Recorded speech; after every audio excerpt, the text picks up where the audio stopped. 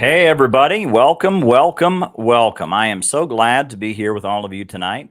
Like I said, we're getting into the habit of doing 2 streams a day. I was live this morning, and it looks like I will be live right now. Once again, it's 10 p.m., just a little bit. It is exactly 10 p.m. Eastern Standard Time here in my lovely Brooklyn apartment with my lovely bookshelves behind me and my lovely unnamed water beverage. It's going to be a great night conversation. Hit the like button, hit the subscribe button, hit the notifications bell, and away we go. The American century. I say that the century on which we are entering can be and must be the century of the common man. A radical redistribution of economic power. I mean, we know that racism is just a byproduct of capitalism. Everything would be all right if everything was put back in the hands of the people. We need a government that will make sure Americans are taken care of and organize the economy to serve the people, not the profits of a wealthy few. We now have the techniques and the resources to get rid of poverty. We got to start getting out there with the people. Get out of the movement and get to the masses. We need a government of action.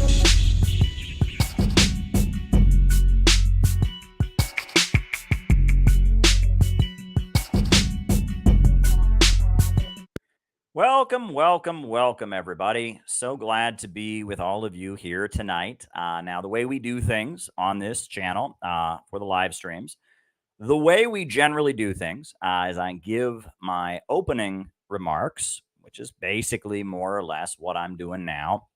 I give my opening remarks. I tell you all what it is that I feel like saying to you all, my thoughts on current events and other news. And then from there, I then answer your super chat questions for the rest of the night.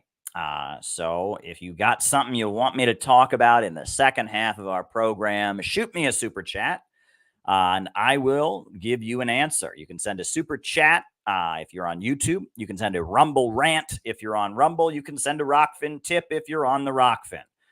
They're all accepted, and I tend to answer the Rumble rants first, and then the Rockfin tips, and then the super chats. However, the super chats I can put on the screen because that is one of the wonderful attributes of using StreamYard to stream, which is what I am doing. So think about what it is you'd like me to talk about in the second half of our show. I'll be doing my opening remarks. And then, from there, I'll do the roll call. We'll find out who's on the other side of the camera. It's always a great crowd of people we have watching the show from many different parts of the world. That's one of the great things about doing a morning or noon stream and then doing it late at night is that I hit different parts of the world. And then from there, I answer questions for the rest of the night. So if you got something you want me to talk about, now is the time to shoot it my way. So I wanted to quickly make an announcement that I'm sure you all are aware of by now. If you've been watching this channel, you already know, but no problem reminding you. December 2nd gets nearer every day. December 2nd is the date of the National Convention of the Center for Political Innovation in Portland, Oregon. And I would really like you to be there. Judge it. As long as you're not one of my enemies, of course. Ha, ha, ha, ha. But I'd really like you to be there. It's going to be awesome. I just got word today. Great news. Garland Nixon is coming to our conference in Portland, Oregon. This is tremendous news. Garland Nixon's a friend of mine. I go on his show with Dr. Wilmer Leon, The Critical Hour on Sputnik News all the time. Funny story, I reached out to Jyoti Brar, our good friend from the Communist Party of Great Britain, Marxist-Leninist, and Jyoti Brar, she mentioned that she was, we invited her. She agreed to come. And then she mentioned that Garland Nixon wanted to come also. And I said, really? And he said, yeah, because, he'd been interviewing her and he wanted to come. And was he invited? And I said, of course, Garland's invited. And I had thought, wow, I didn't want to presume, invite him to go to the other side of the country. He's spoken at so many of our things before, and we've always loved having him there. But when I heard from Jyoti that Garland wanted to be there, I smiled from ear to ear. I was delighted. And so now I've found out that not only will the great Scott Ritter be at the conference. Not only will Jyoti Brar of the Communist Party of Great Britain, Marxist-Leninist, be there, but the great Garland Nixon is going to be in town. So it is going to be a great conference. David Rovics, the beloved Portland area folk and anti-imperialist musician, famous longtime activist. He is going to be there playing great songs. Members from all over the country are going to be there. Locals are going to be there. This is really turning into something. So as you can imagine, we need you there. So book your tickets. Please book your tickets. Make your travel arrangements to arrive in Portland, Oregon for our December 2nd conference. It's going to start in the morning and it's going to end in the evening. It's going to be an all-day anti-imperialist rally in Portland, Oregon. And it's going to be awesome. It's going to be absolutely awesome and tremendous. So we need you there. So mark your calendar. Be there in Portland, Oregon. It's going to be really, really spectacular. If you'd like to send us a donation, you can shoot it to us. You can send it officially directly to CPI. This is to the accounts managed by our CPI president. You can send it on Stripe, donate to Portland Conference. You can donate on the Stripe account. If you want to send a donation, it's down below in the description. It's also there in the chat. We would absolutely love to have you there. It's going to be really important. That hall holds 250 people. We are going to fill that auditorium. We are going to do so much outreach. We are going to knock on doors in the community. We are going to poster up the college campuses. We've got a bus coming in from Seattle. We got a bus coming in from Northern California. We're going to do it. This conference is happening. This is going to be a mega all-day anti-imperialist rally, and it is going to be awesome. It is going to be awesome. Absolutely awesome. So make sure that you book your travel arrangements. If you feel like sending us a donation, please do that. Garland Nixon is now joining the all-star cast that's going to be with us in Portland. I'm overjoyed by that. So that is my big announcement. Big announcement and a big, great announcement. An absolutely great announcement that we are making here tonight. I'm happy. I hope that you're happy as well. So on that note, I'll go right into my opening remarks for tonight. But if there's something you want me to talk about in the second half of our show, Rumble Rants, Rockfin Tips, or Super Chats are the way to get me to talk about what it is you want to talk about. So send me a Super Chat and get me talking about what you want to talk about. I'll answer those in the second half of our program after the roll call. So tonight,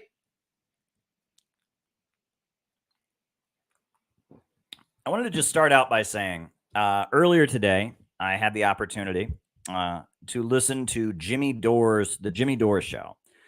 They had Craig Pasta Jardula. He was in for Jimmy Dore, and he interviewed Norman Finkelstein about the situation in Palestine, Gaza right now. And it was deeply, deeply moving. It was a deeply, deeply moving interview. I can't do it justice. Norman Finkelstein has gone out of his way to become a defender and an ally of the Palestinian people. I'm not going to try to reiterate to you everything that Norman Finkelstein said during the show, but it was absolutely phenomenal. It was a thoroughly anti-imperialist interview. So I would encourage people to check that out.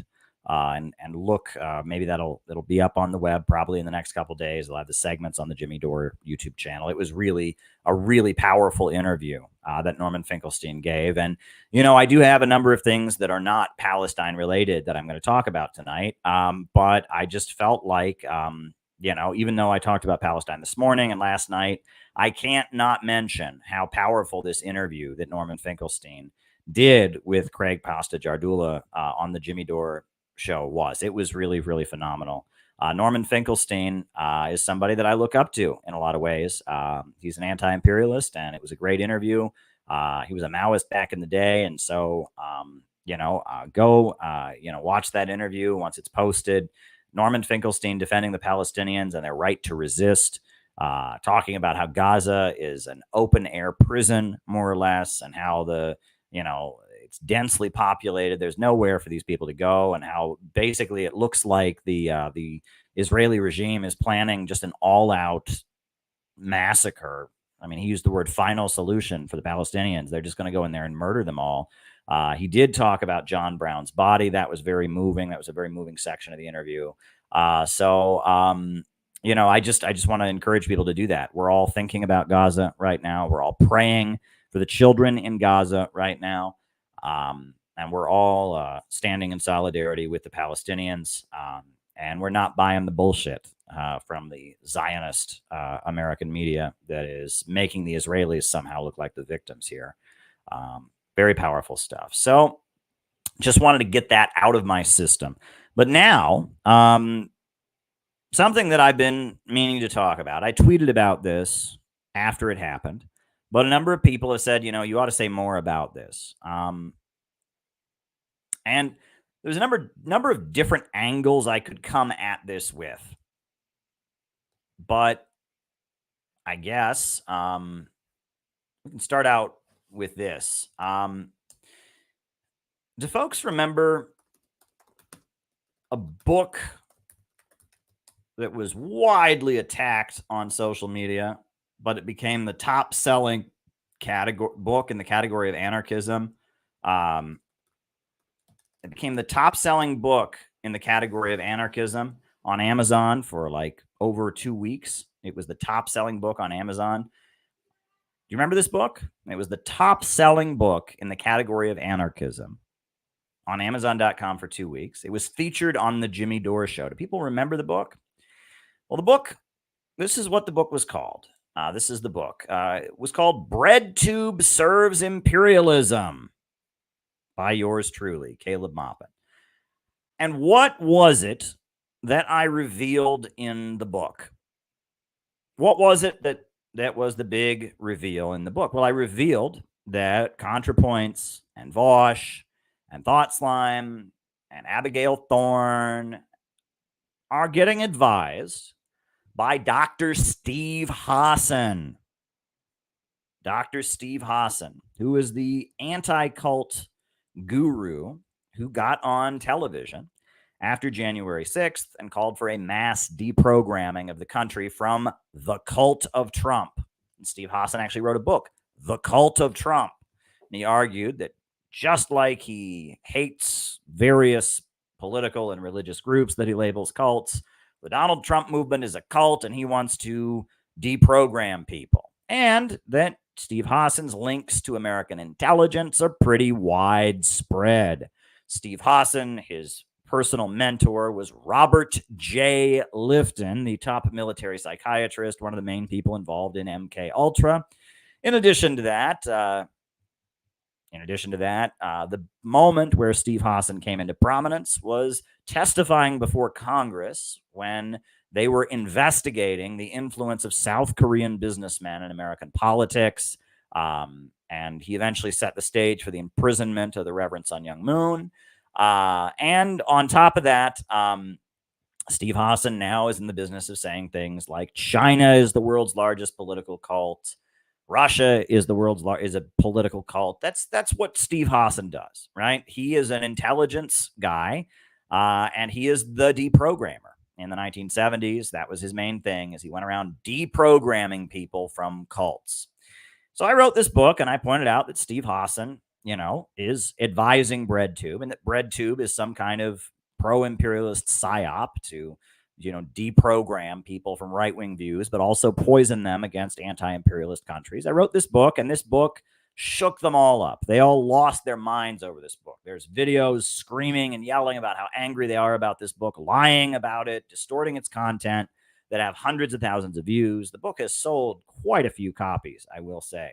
Almost 1,000 copies of the book have sold, and I mean, it was a smart decision on my part to write the book. But at the time that I wrote it, the main thing that people who did not like this book had to say was they're like, that's crazy. You think people on the internet could be tied to the CIA? Oh, you think that people on the internet are tied in with Steve Hassan? That couldn't be true. That's crazy. That was the response. They just laughed it off. They just laughed it off. And then you'll know that Gray Zone revealed that Abigail Thorne is on the payroll of British intelligence. So that was like one bombshell that dropped. And then you'll notice that Hillary Clinton then did a segment on her Netflix show highlighting the work of ContraPoints, right? ContraPoints, Natalie Wynn. There was a segment all about how amazing ContraPoints is at deprogramming the alt-right, and it was done by none other than Hillary Clinton. So Hillary Clinton, who is, was the U.S. Secretary of State, was the Democratic Party's nominee for president in 2020.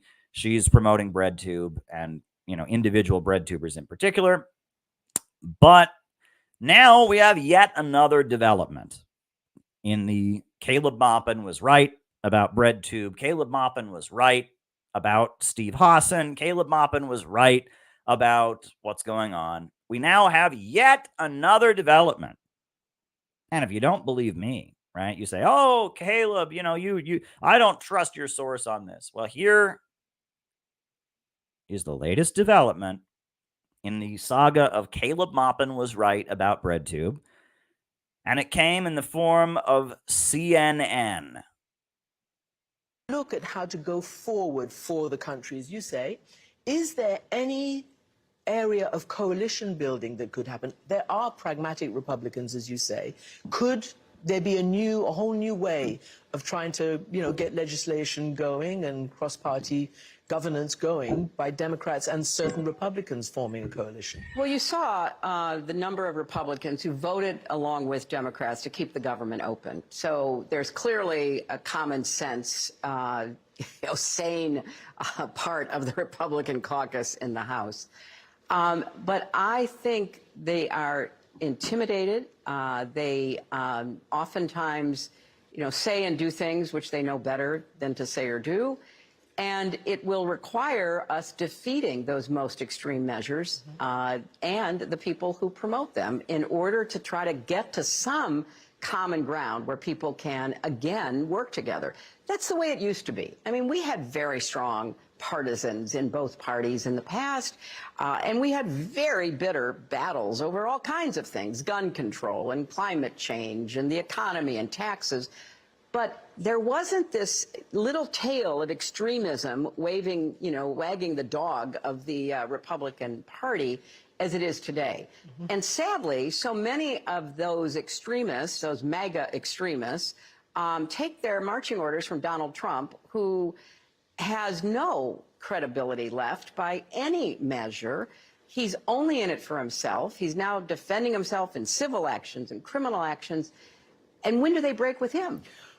Because at some point, maybe there needs to be a formal deprogramming of the cult members, but something needs Whoa! Holy shit, did you just hear that? Holy shit. Now, did you just hear what she just said? She's talking about Donald Trump and how dangerous Donald Trump is, and oh, geez, what are we going to do about Donald Trump and blah, blah, blah, blah, blah, blah, blah. And then she dropped the bombshell. Yeah, because let's what did she just say? You notice she said it really quick. Like she almost didn't want to, she just couldn't think of the right words. She was kind of not supposed to say this. And then she just did. And when do they break with him? Because at some point, maybe there needs to be a formal deprogramming of the cult members. But What? Holy shit. Deprogramming. Deprogramming. I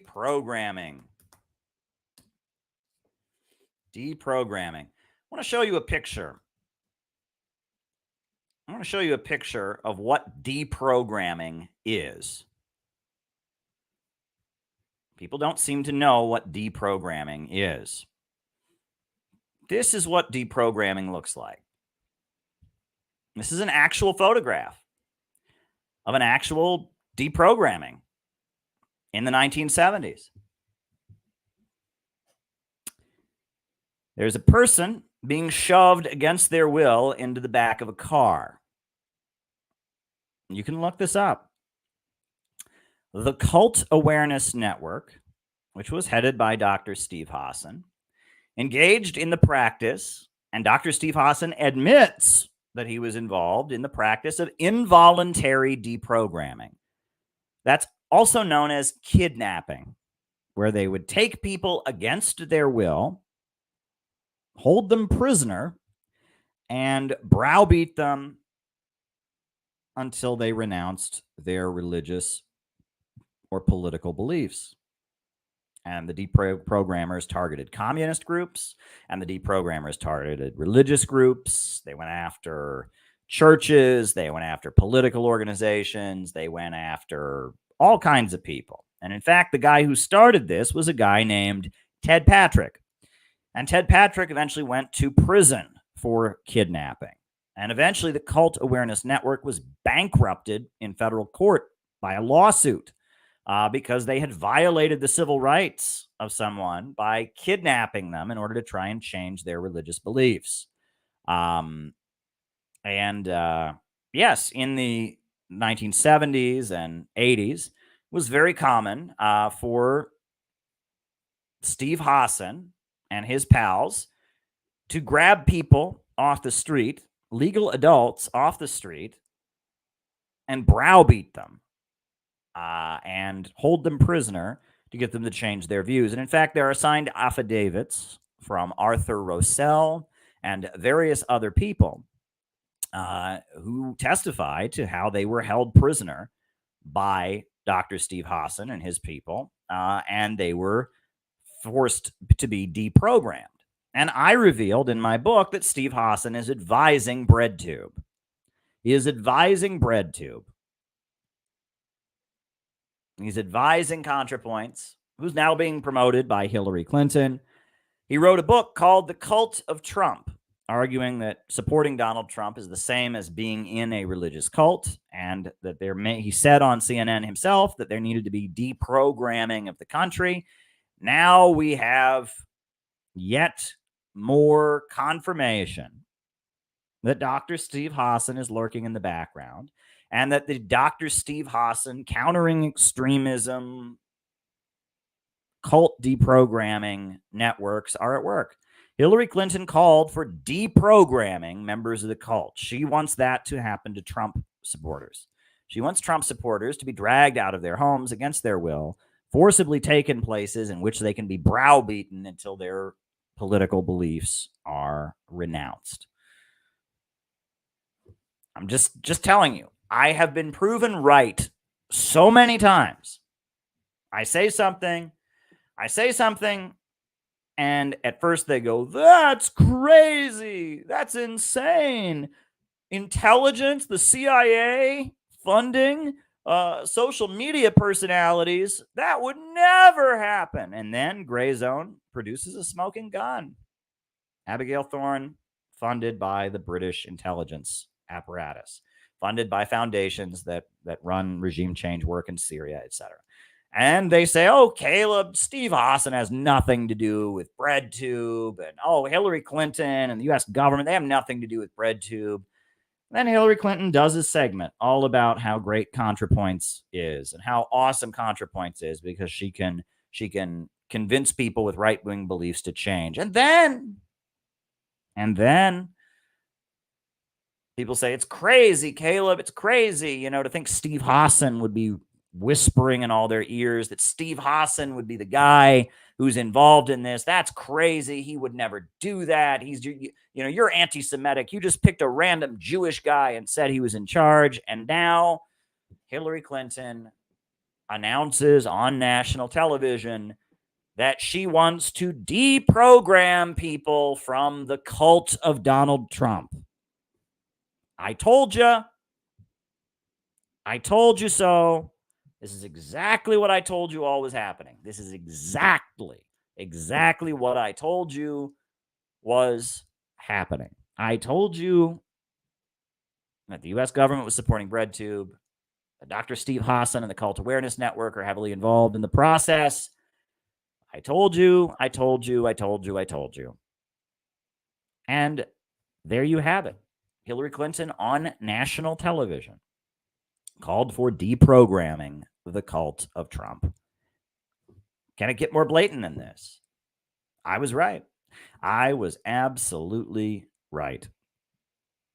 So I just wanted to throw that out there. And I also wanted to mention, are you a little bit concerned that a leader of the Democrats wants to forcibly change the political views of people who disagree with her?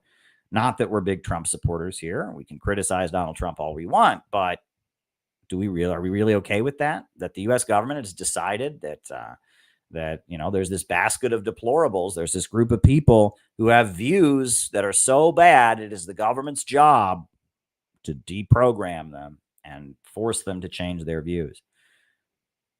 I mean, isn't this why we're supposed to hate communist countries? Because of re-education camps, because of brainwashing and all this. But now we hear this from the American government.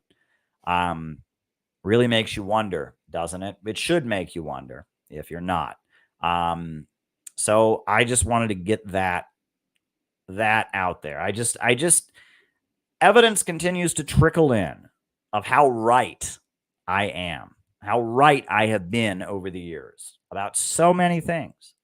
So many things I have been right about. I was right about Kamala Harris. I'm 10 times more right than I thought I was about Kamala Harris.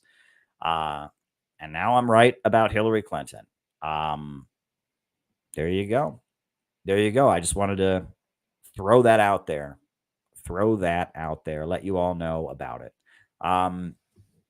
So there's that.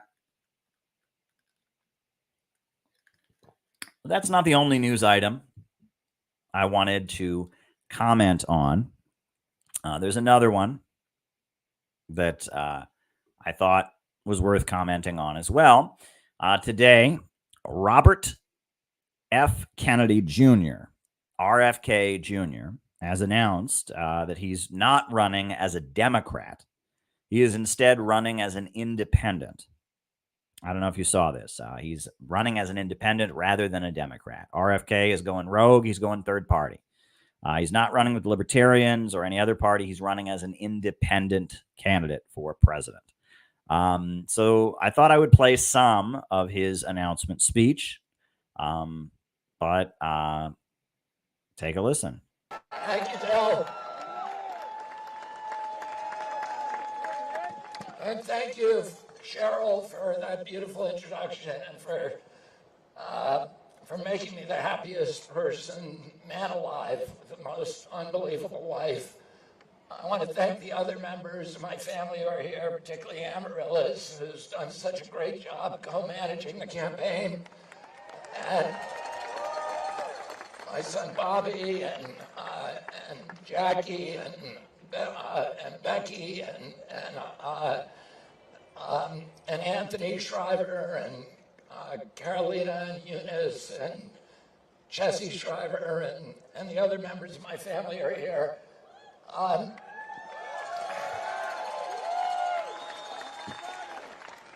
Cheryl is a huge, huge football fan. And the real reason we came to Philadelphia is to watch the Eagles play yesterday.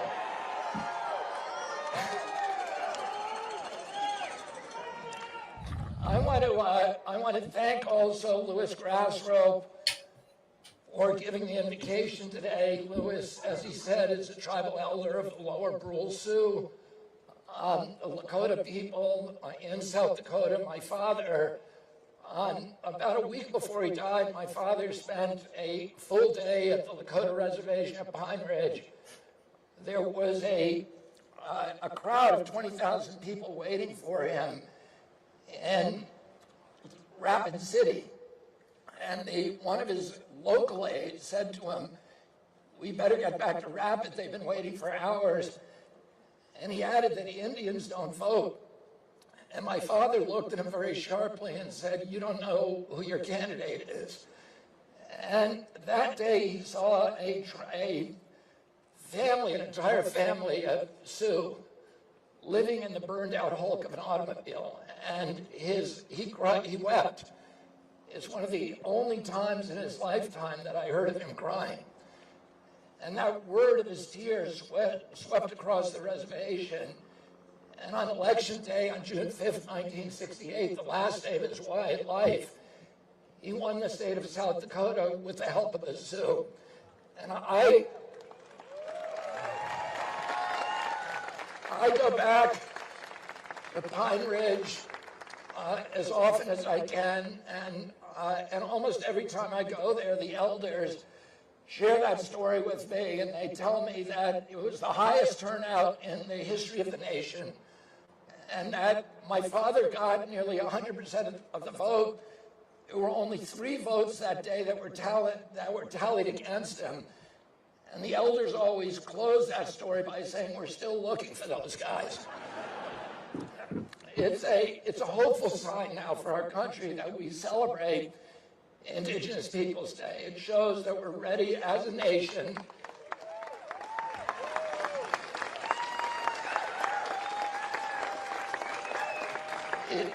It shows that our country is now ready to explore and to tell each other the untold histories of those dispossessed people who have previously languished on the margins.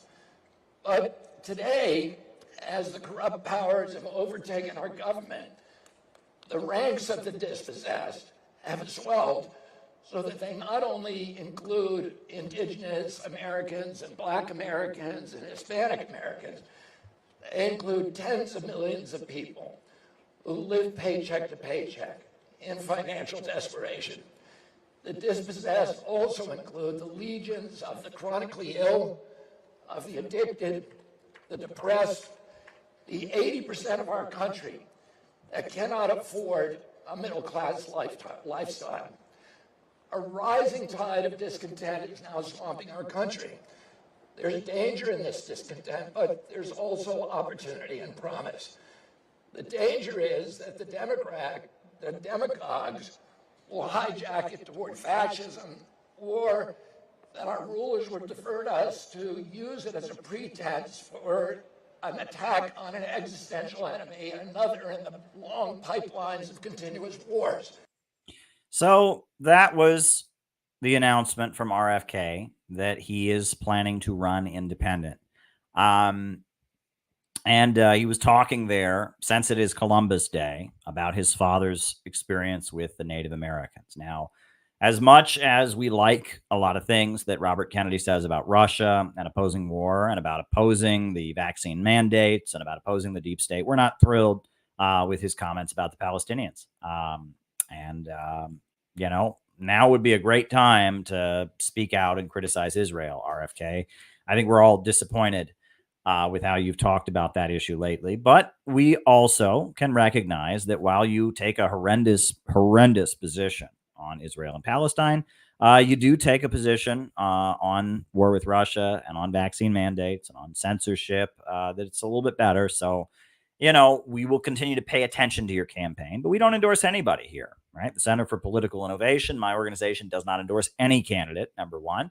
And at the same time, we can recognize that different candidates can play different roles on different issues. Tulsi Gabbard is a similar story. She's not running for office, but she is someone who often takes a good position on issues, but on Palestine, she's completely wrong. She's completely dropped the ball. But, you know, I will say this at risk of making some people angry, as if I've never done that before. But why is it that there are so many people on the woke left that will applaud for Bernie Sanders, who wants to get us into World War III with Russia and has made statements blindly, you know, supporting Israel amid the crisis? There are so many people who will follow behind AOC, who is also a warmonger, an opponent of our civil liberties, pro-imperialist, and taking a pro-Israeli position on this issue. They'll follow behind them, but yet they will look for anything. They just jump up immediately to denounce Tulsi Gabbard, to denounce RFK. Why? You know, why is it that there seems to be a blind spot for people who follow the woke left code,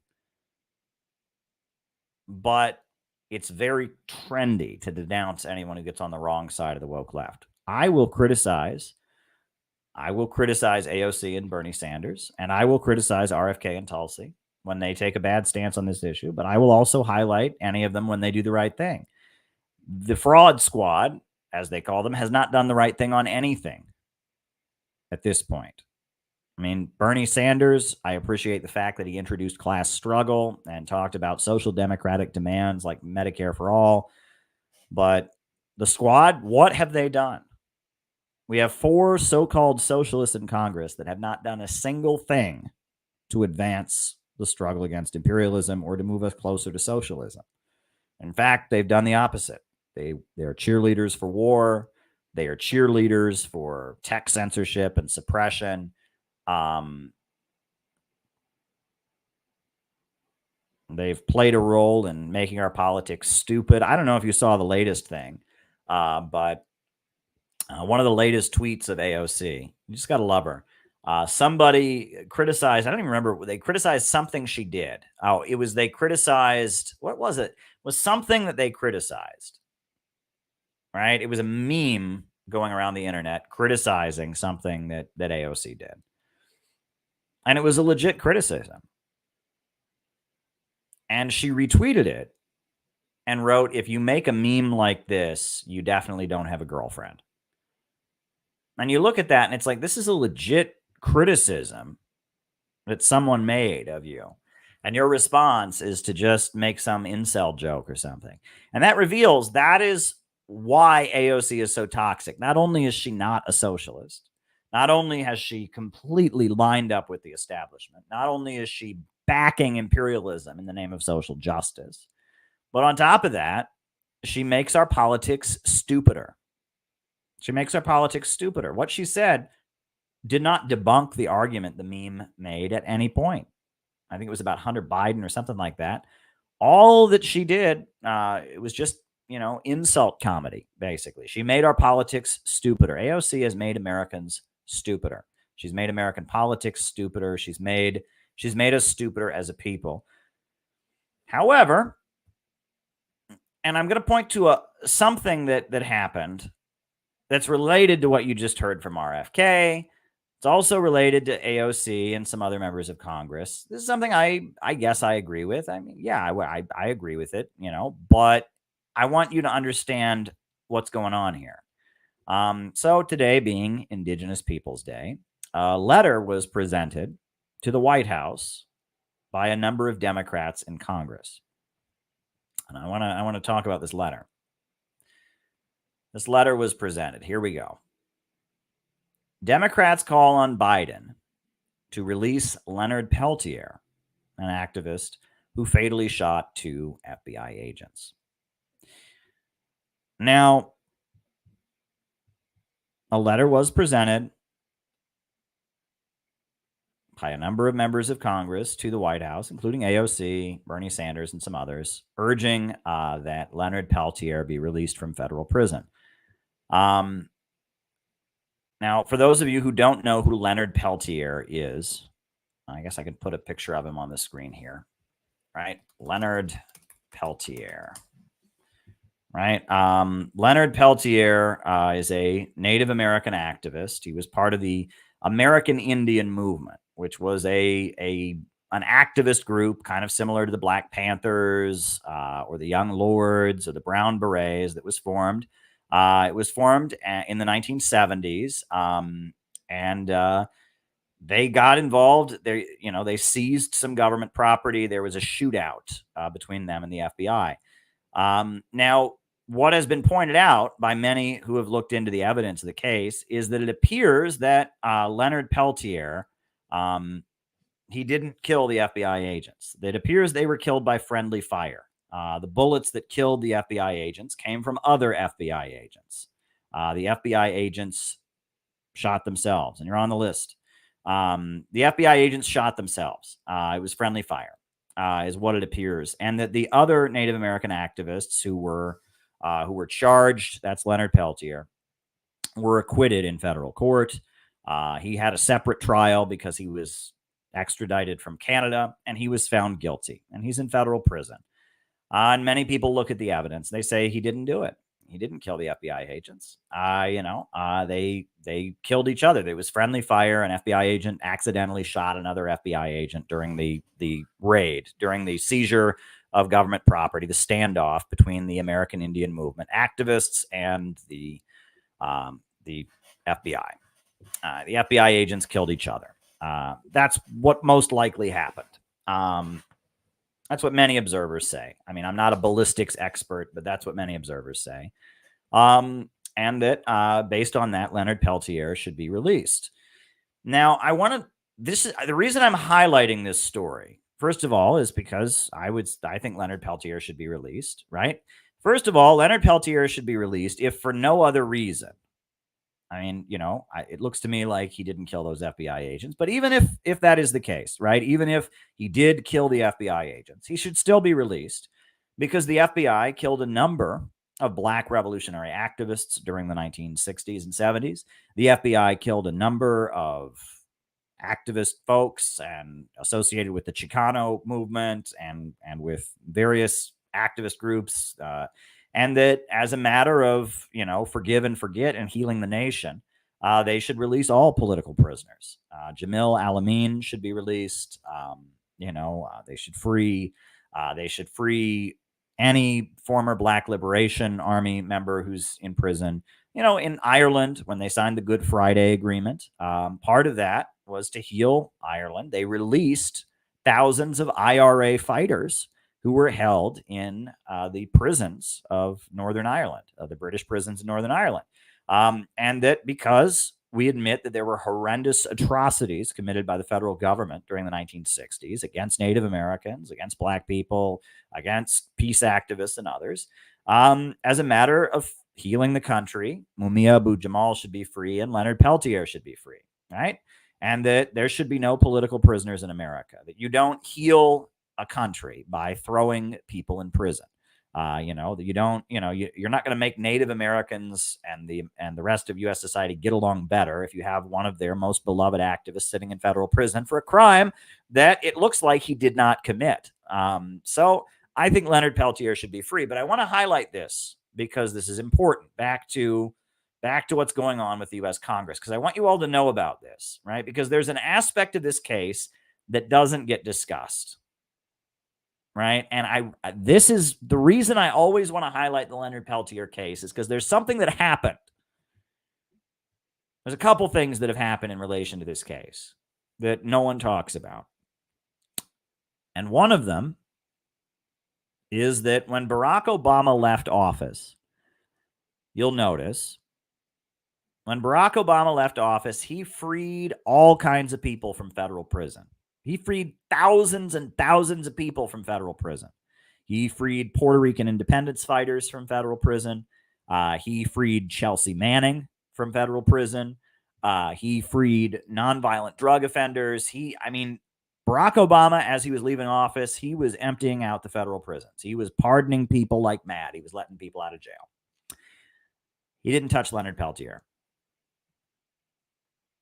He freed the guy who had been part of the Puerto Rican independence group that had bombed things. He freed that guy. He freed all kinds of people. He did not free Leonard Peltier. Didn't touch it. Didn't free Leonard Peltier. Leonard Peltier was like one of the only controversial prisoners that Barack Obama did not free. That's very, very interesting. Very, very interesting.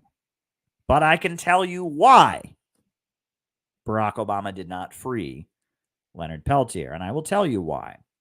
And this is very important. Bill Clinton was thinking about maybe freeing Leonard Peltier. All right? Bill Clinton, as he was leaving office in the year 2000, was thinking about freeing Leonard Peltier. Right? And so FBI Director Louis Freeh made a really big point of holding a press conference and denouncing the Clinton administration for even considering this. And then the icing on the cake, and this is from the Los Angeles Times, the icing on the cake is this. On Friday, I'm just going to read you what it said in the Los Angeles Times. On Friday, more than 300 FBI agents marched on the White House, demanding that Clinton reject Peltier's request for clemency. In a December 5th letter addressed to Clinton, Frey, who was the FBI director, Louis Frey, argued passionately against freeing Peltier, saying, "Mr. President, there is no issue more deeply felt within the FBI." 300 FBI agents, 300 members of the top federal policing agency marched to the White House.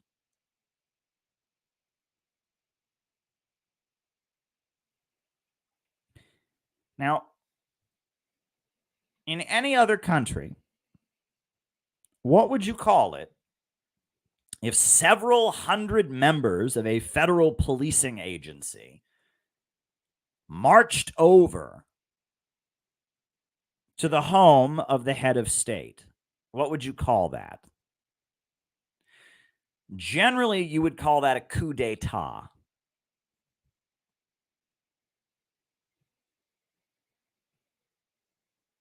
And Bill Clinton did not free Leonard Peltier. And the reason that I'm sharing this with you all is I want you to understand who really has the power. When people talk about deep state, this is what they're talking about. 300 FBI agents marched to the White House to more or less threaten Bill Clinton to make sure he did not free someone who was sitting in federal prison. And after that, the Clinton administration changed its tune. Now, they did free Mark Rich. You remember Mark Rich? Mark Rich was one of the biggest tax evaders in history. He was a billionaire who'd given money to Bill Clinton, and he had been charged with, frauding the U.S. government out of millions and millions and millions of dollars, and he was pardoned, right? However, Bill Clinton backed down and did not pardon Leonard Peltier. And Obama freed all kinds of people, Chelsea Manning and, all kinds of people. Thousands and thousands of people were freed by Barack Obama when he left office. Not Leonard Peltier. And now, members of Congress have asked Biden to free Leonard Peltier, and I don't think he'll do it. I don't think he will do it. I'm just being honest with you. I'd like to see it happen. I would like to see Leonard Peltier home with his family. But I'm just telling you, I don't think it'll happen. Because you'll remember that Joe Biden only got elected because the FBI meddled in the U.S. elections. You remember Hunter Biden's laptop? Remember that? Hunter Biden's laptop. The FBI took Hunter Biden's laptop, and then they went to all the social media outlets and said, this is Russian propaganda. Cover it. Can't have it. And now we know that everything about Hunter Biden's laptop and the corruption on it was true. Hunter Biden is corrupt. Hunter Biden is doing corrupt dealings. Hunter Biden is smoking crack. Hunter Biden is doing all these awful things. But mainstream media never covered it. And in fact, Facebook and Twitter banned the story because the FBI told them to. The FBI made sure that a hugely scandalous revelation about Joe Biden and his son and their corrupt activities could not be part of the election debate in order to make sure that Joe Biden could win the election. So Joe Biden owes it to the FBI. He absolutely owes it to the FBI. He's not. He is absolutely not going to free Leonard Peltier. And at the end of the day, this raises the question, is the elected government really in charge? And I would argue no. I would argue that the American state apparatus is just like any other state apparatus. As Lenin describes in his book, State and Revolution, the state is a body of armed men. It is the military, it is the policing agencies, it is the intelligence agencies, the FBI, the Pentagon, the CIA. Those are the people that run the government. And the elected government is more or less people that they have allowed to be their bosses, figuratively speaking. When we talk about deep state, that's what we're talking about. The FBI made sure that Biden won the election. The FBI made sure that the elected president, Bill Clinton, did not free a prisoner they did not want. This is what, when we talk about deep state, this is what we are talking about, right? CNN, how is it that Anderson Cooper got his job? He admits he got it through the CIA. He admitted that in the Washington Post.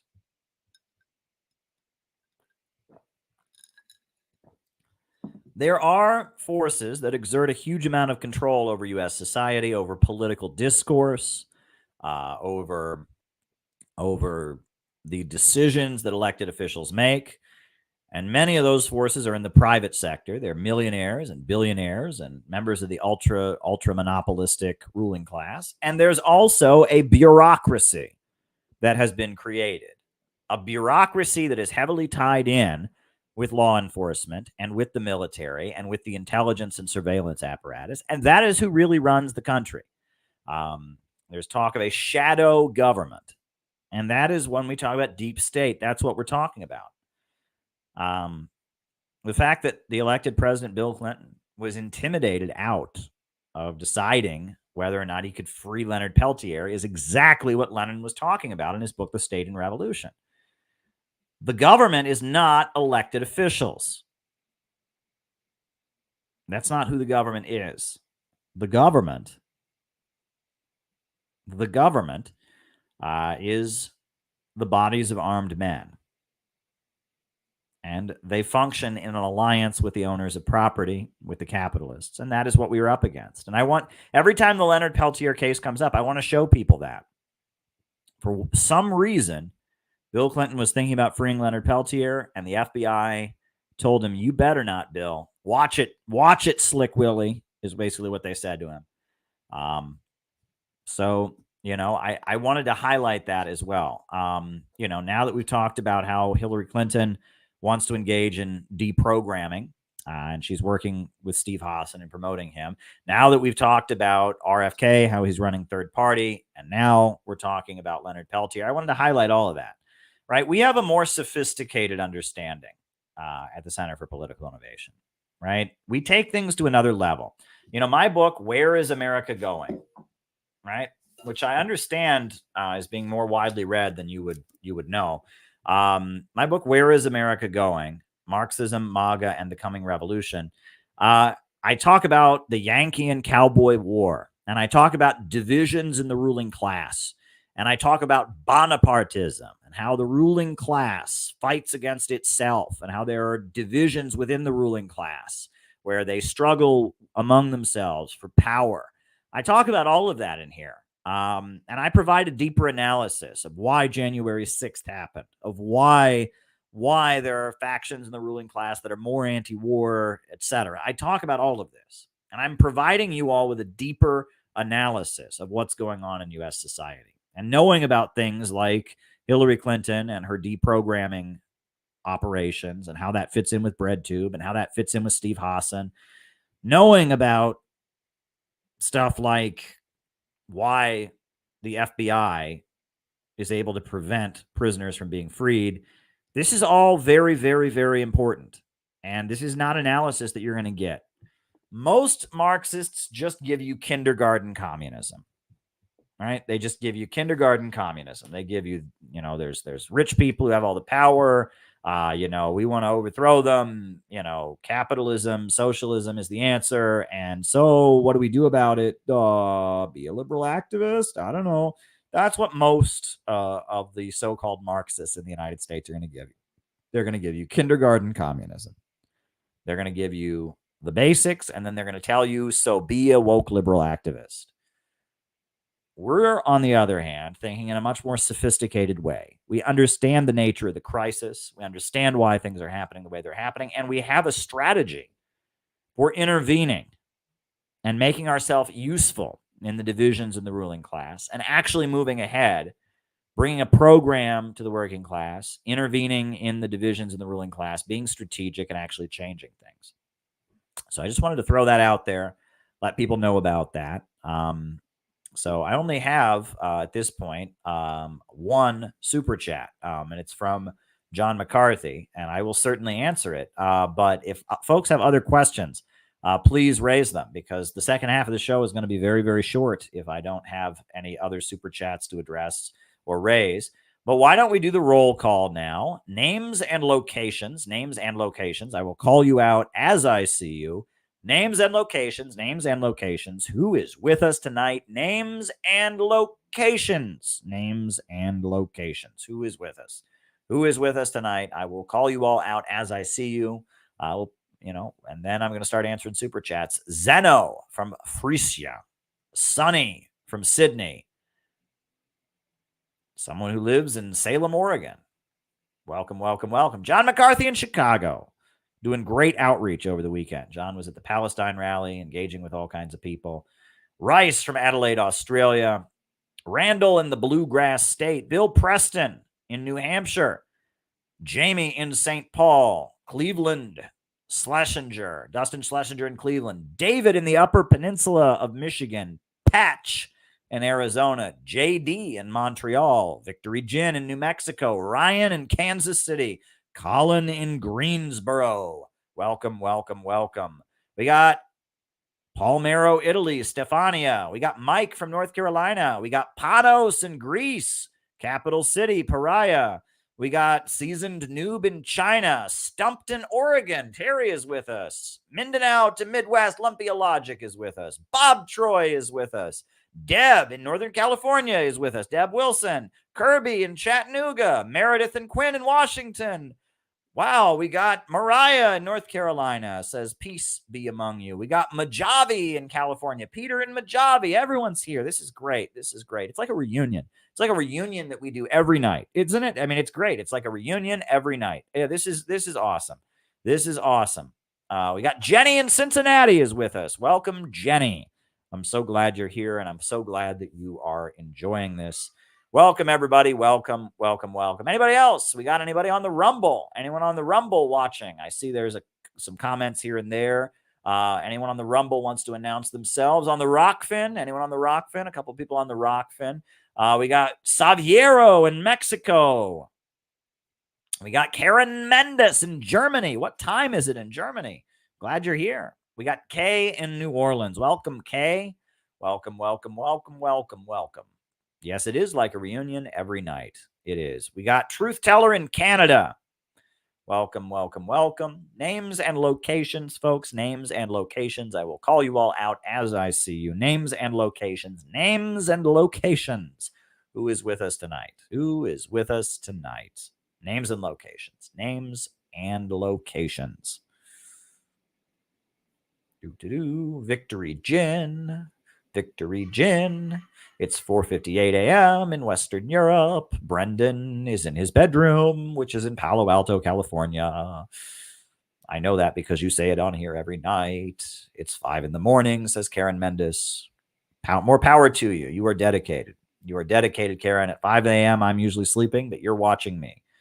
It was excellent, says B. I don't know what it was, but it was excellent, says B. Very, very good. All right. So we got one super chat so far, but I'm sure you guys have more things you want me to talk about. So I thought I would highlight, since more recently I played an old English revelry song. A couple nights ago, I think it was Sunday, right? I played Wassail All Over the Town. I'm going to follow that tradition here tonight. Tonight, I'm going to play, another one from John McCarthy. All right. Very good. You're on the list. Tonight, I'm going to put on two versions, not one, but two versions of an old English revelry song, an old English holiday tune, and it's called the Boar's Head Carol. And I don't know if you know what this was, but back in medieval times, it was considered a delicacy to eat the head of a boar. Right, that's a wild pig, a boar, B-O-A-R, not boring like B-O-R-E, but B-O-A-R. A wild boar was a pig, and they would kill the pig and eat it at a feast, and they would present the head of the boar, and that was considered like a delicacy to eat the head of the boar. And so you have the Boar's Head Carol, which is, people sing it around Christmas time. Sometimes it's not particularly Christmassy. It's just kind of an old medieval song in honor of the boar's head, right? Someone said pig tongue. Yeah, people used to eat pig tongue. So this is a festive Old English song.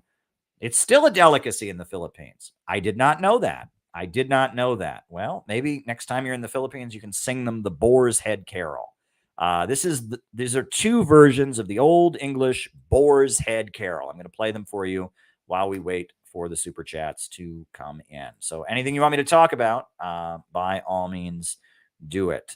So I'm just waiting for the Boar's Head Carol.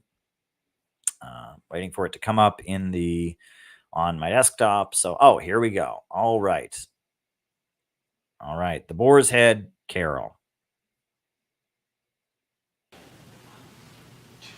The boar's head in hand bear I, bedecked with bays and rosemary vine, and I pray you, my masters, be there I, potestes in convivio, comus aprite ferro, redens laudes omnino.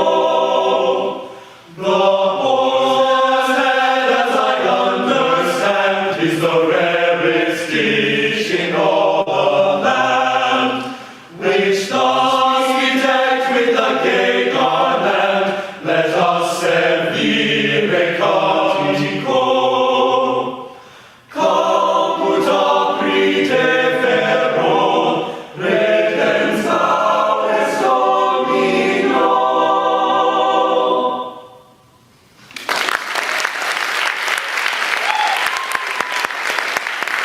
So that's a choir performing like a formal but very short version of the Boar's Head Carol. But I guess I will put on yet another version of the Boar's Head Carol. This one's a little bit different. But I do want to remind you all that very few people have the privilege of watching this live, and you have the ability to make the conversation go however you want. You can make the conversation go however you want. So I would encourage you, if possible, to use that power, use your power to make the conversation go in a direction that, is how you want it to go. And so I would encourage you, if possible, to send a question to give me something to talk about here in the second half of our program. So please send a super chat, get me talking about something, send a Rockfin tip, send a Rumble rant, get me talking about something in the second half of the show. So, all right. So there's another version. I have another version of the Boar's Head Carol. If I can find where the file went. So there we go. All righty. Okay. Getting rid of that. I just got to find this other version of the Boar's Head Carol. It's already been moved onto the desktop, but I don't know where it is. So, all right. Let me just pull up the other version here. Okay.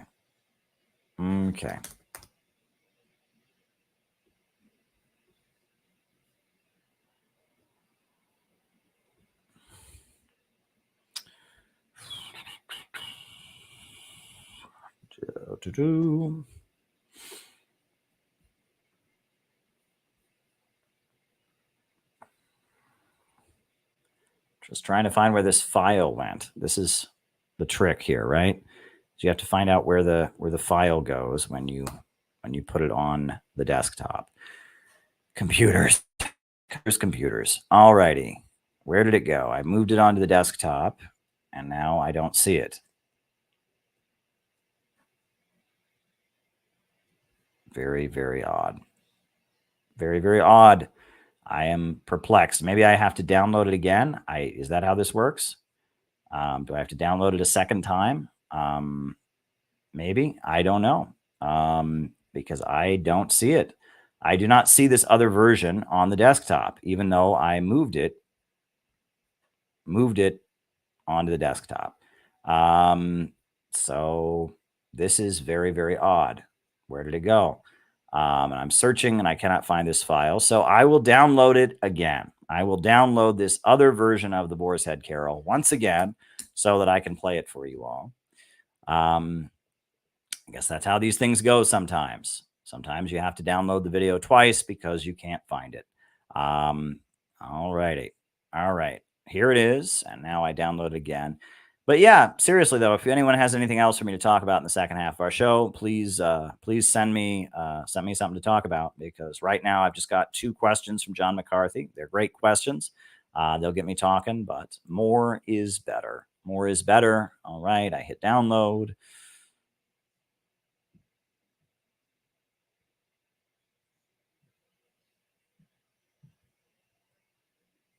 Okay, now I open the file. All right, I've downloaded it again, and okay. Now it should be on the desktop, which means I can now upload this second, longer version of the Boar's Head Carol. I can do it once again. Thank you for the information about pig tongue.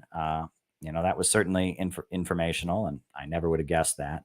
All right. The Boar's Head Carol. Here's another version of it.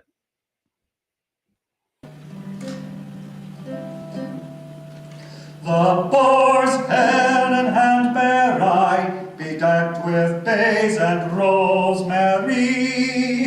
And I pray you, my masters, merry be, quiestis in convivio.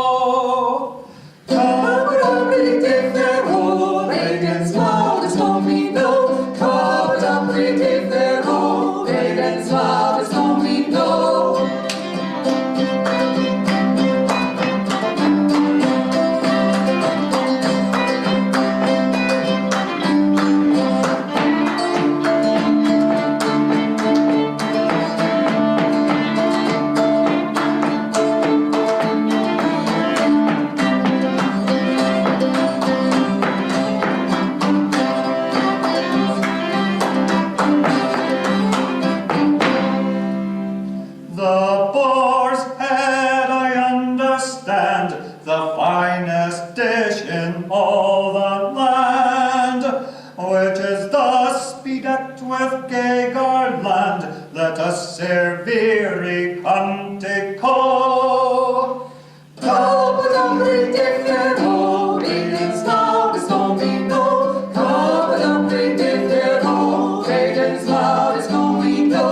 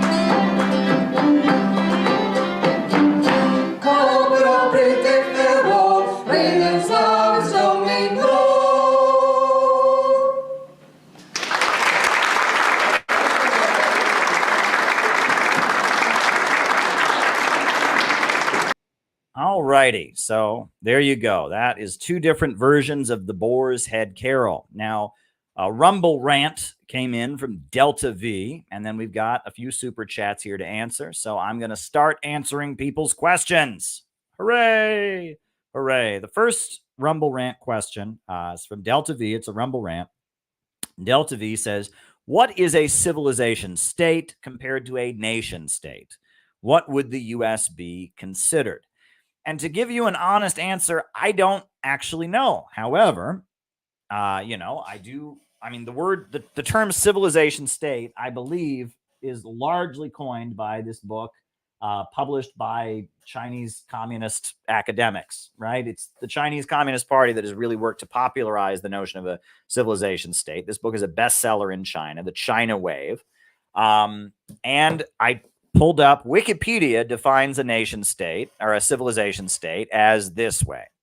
It says, a civilization state is a country that aims to represent not just a historical territory, ethno-linguistic group, or body of governance, but a unique civilization in its own right that is distinguished from the concept of a nation state by describing a country's dominant socio-political modes as constituting a larger category than a single nation.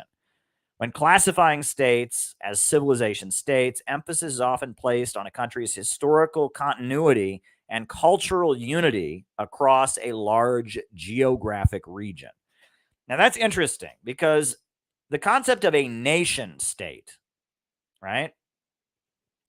The concept of a nation state is something that goes back to the Treaty of Westphalia, but is largely defined by Max Weber and then later by both Lenin and Stalin.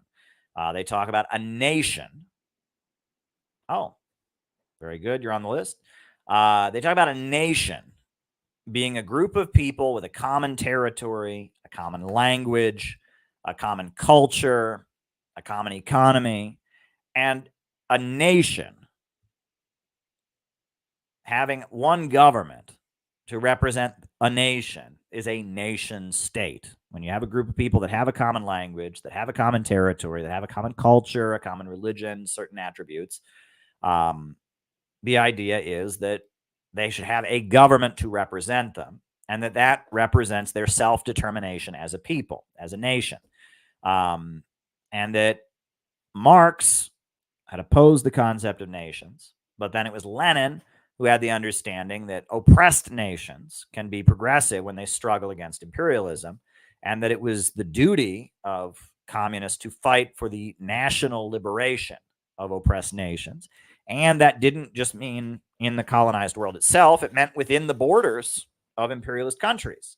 And one of the big points that Lenin and Stalin both raised was that black people in the United States constitute an oppressed nation, and that it was correct to fight for black people to have self-determination as a nation. And that's why the Comintern raised the demand for the independence of the Black Belt, which was a region of the U.S. South that is overwhelmingly, even still today, despite the flight to the north and the northern migration, all of that, still majority black. The Communist International called for the Black Belt to secede from the United States and become the Black Soviet Republic. And then later, black nationalists took up that demand separately. The Nation of Islam adopted that. The Republic of New Africa was formed in the 1960s. The Black Panthers called for the independence of the Black Belt. And so there was the Black Belt. But this also applies to Quebec, right? Quebec, they have their own nation. They speak French. They're poorer than other Canadians are. And that there was an armed Quebec separatist movement in Canada in the 1970s. People don't talk about that, but there really was an actual armed Quebec separatist movement. There was also a Chicano independence movement. They call it the Sun Belt or Aztlan. And the parts of the United States that were taken from Mexico, California, New Mexico, Arizona, and Texas. There's been a movement among the Chicano people, the Spanish-speaking people who live there, who say we didn't cross the border crossed us. They've been living there since before it was U.S. territory. They speak Spanish, and they're oppressed, that there's been a call for them to break away from the United States. And some of the Native Americans in South Dakota, North Dakota, other regions have called for sovereignty as well. And that the position of Marxists generally, I mean, starting out during the time of Lenin and Stalin, the understanding was that to weaken imperialism, it would be good to have, the colonized peoples within the borders of imperialist countries, like the Quebecois in Canada, or the Black people of America, or the Chicano people of America. It would be good for them to break away, to support movements like that. That was generally the position, right? And that would be an expression of self-determination, the right of self-determination to colonize people within U.S. borders. However, as we know, there became the civil rights movement in the 70s, et cetera. And it suddenly became an issue, especially since the kind of the decline of Black nationalism in the 70s. I mean, Black nationalism is still wildly popular, but it's not like it was. There has been debate now, that at this point, I would say the majority of Black people do not favor separating from the United States. So if a group of white people goes around saying to them, you should have a separate country, that sounds like segregation.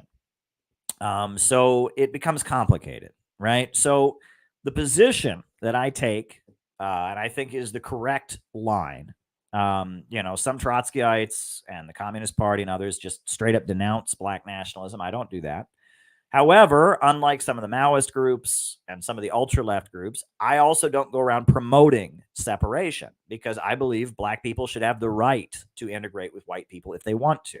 And right now, that does seem to be the majority position among Black people. So I would support a Black belt independent country if that's what Black people wanted. But right now, the Black people don't seem to want that, so I don't go around advocating that. But if there was a mass movement of millions of Black people calling for separation, I would defend it. The Garvey movement at one point was a mass movement of Black people. It had support from probably the majority, a pretty strong majority of the Black community that called for separation. As the Communist Party did support Marcus Garvey and the Black Back to Africa movement on those grounds. So if there was a mass movement of Black people calling to separate from the United States, and that's what they wanted, I would, as a white activist, support it. And the same for Chicano people. I don't think the majority of Latino folks in Texas want to break away and form Lawn. However, if there was a mass movement of Chicano people that did want to break away, I would support it. So that's the important thing, is that, if and that some of the Maoist groups, they kind of make a fetish out of this, right? And that's what the whole land back decolonization thing is. And the majority of Black and brown people in America don't want to separate from the country. They don't want to give up their U.S. citizenship. They want to be U.S. citizens. And on top of that, they don't want to be, not have access to the schools that white people go to, the neighborhoods white people live in. In fact, they fought for the right to live in those neighborhoods, to attend those schools. So because of that, as a white person, and for a group of white communists to go around advocating separation, or the creation of independent republics, it doesn't make any sense. So yeah, there's two deviations. The one deviation is to just straight up denounce, these movements. I think there's a lot of Trotskyites who call for what they call revolutionary integrationism, and I reject that, because that would say that Black people, Chicano people, others don't have the right to be nationalists if they want to. I don't know what that is. I don't know. I'm gonna have to look that one up. But then on the other hand, it's important to not. But anyway, back to the main point, because you asked about a civilization state. So I guess the concept of a civilization state is it's not a nation state, a state that represents a nationality. It's rather a state that represents a distinct historical stage of civilization. I guess that is the understanding, right? That it represents different nationalities, right? The Soviet Union and China both represent different nationalities. Now, China is overwhelmingly Han Chinese, but you also have Tibetans, you also have Uyghurs, you have other national minorities. Russia is many different nationalities.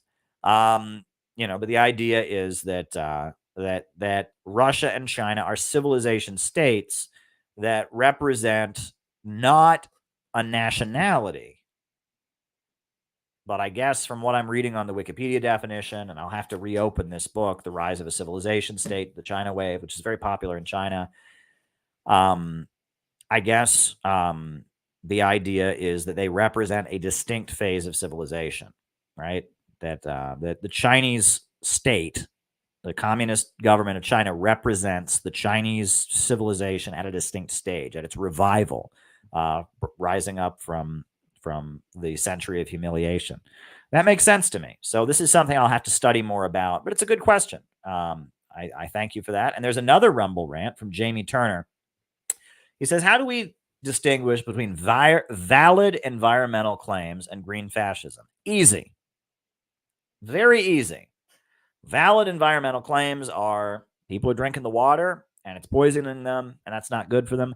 Valid environmental claims are we're going to run out of trees and there won't be any lumber.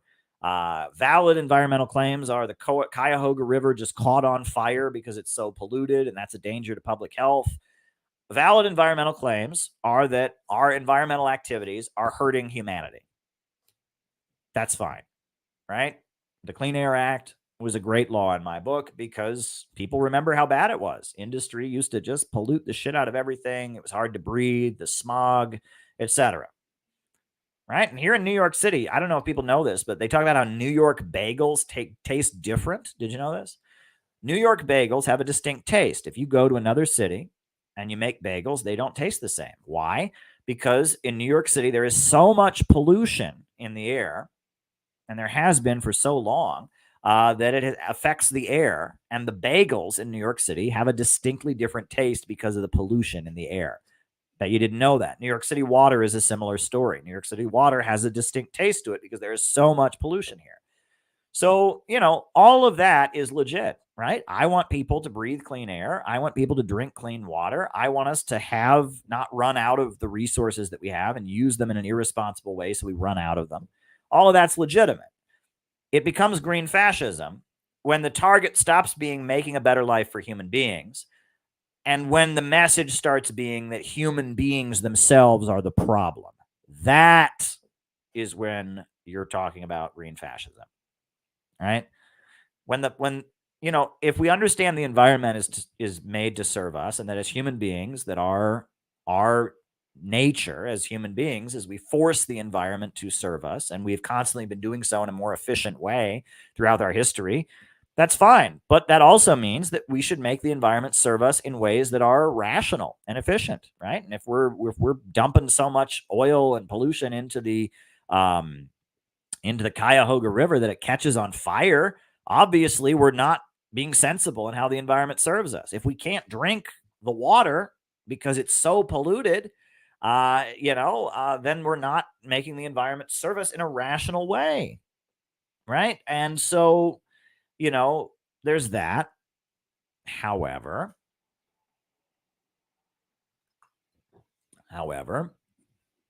if the issue becomes human beings themselves are the problem, growth itself is the problem.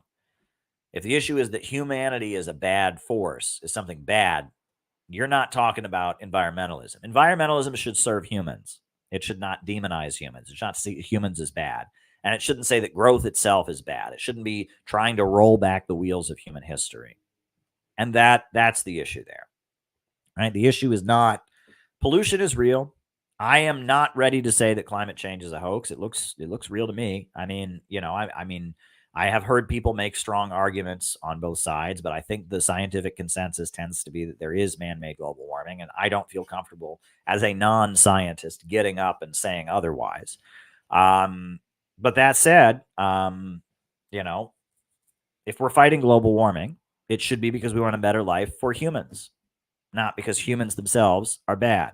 And that whole movie that Michael Moore made, Planet of the Humans, the whole message is that growth and human beings themselves are inherently bad. And that is not good. That is not good. So there you go. I hope that those two Rumble rants gave you good answers. That was Jamie Turner, who asked the second question. Delta V asked the first question. Hope it was helpful to both of you. Now I will start answering super chats. I don't see any Rockfin tips.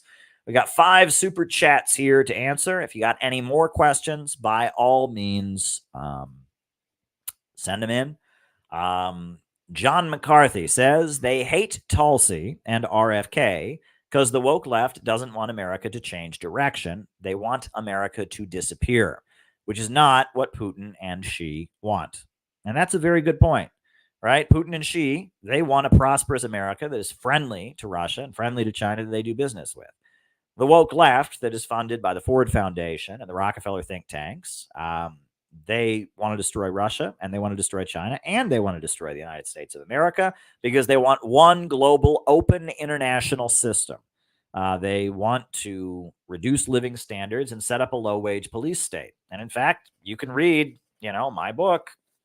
My book here talks all about what is behind the woke fascist agenda, right? They are trying to create a low-wage police state to save capitalism. They are trying to reboot the capitalist system with degrowth methods, and they are trying to create an open, free trade global empire in order to facilitate this austerity.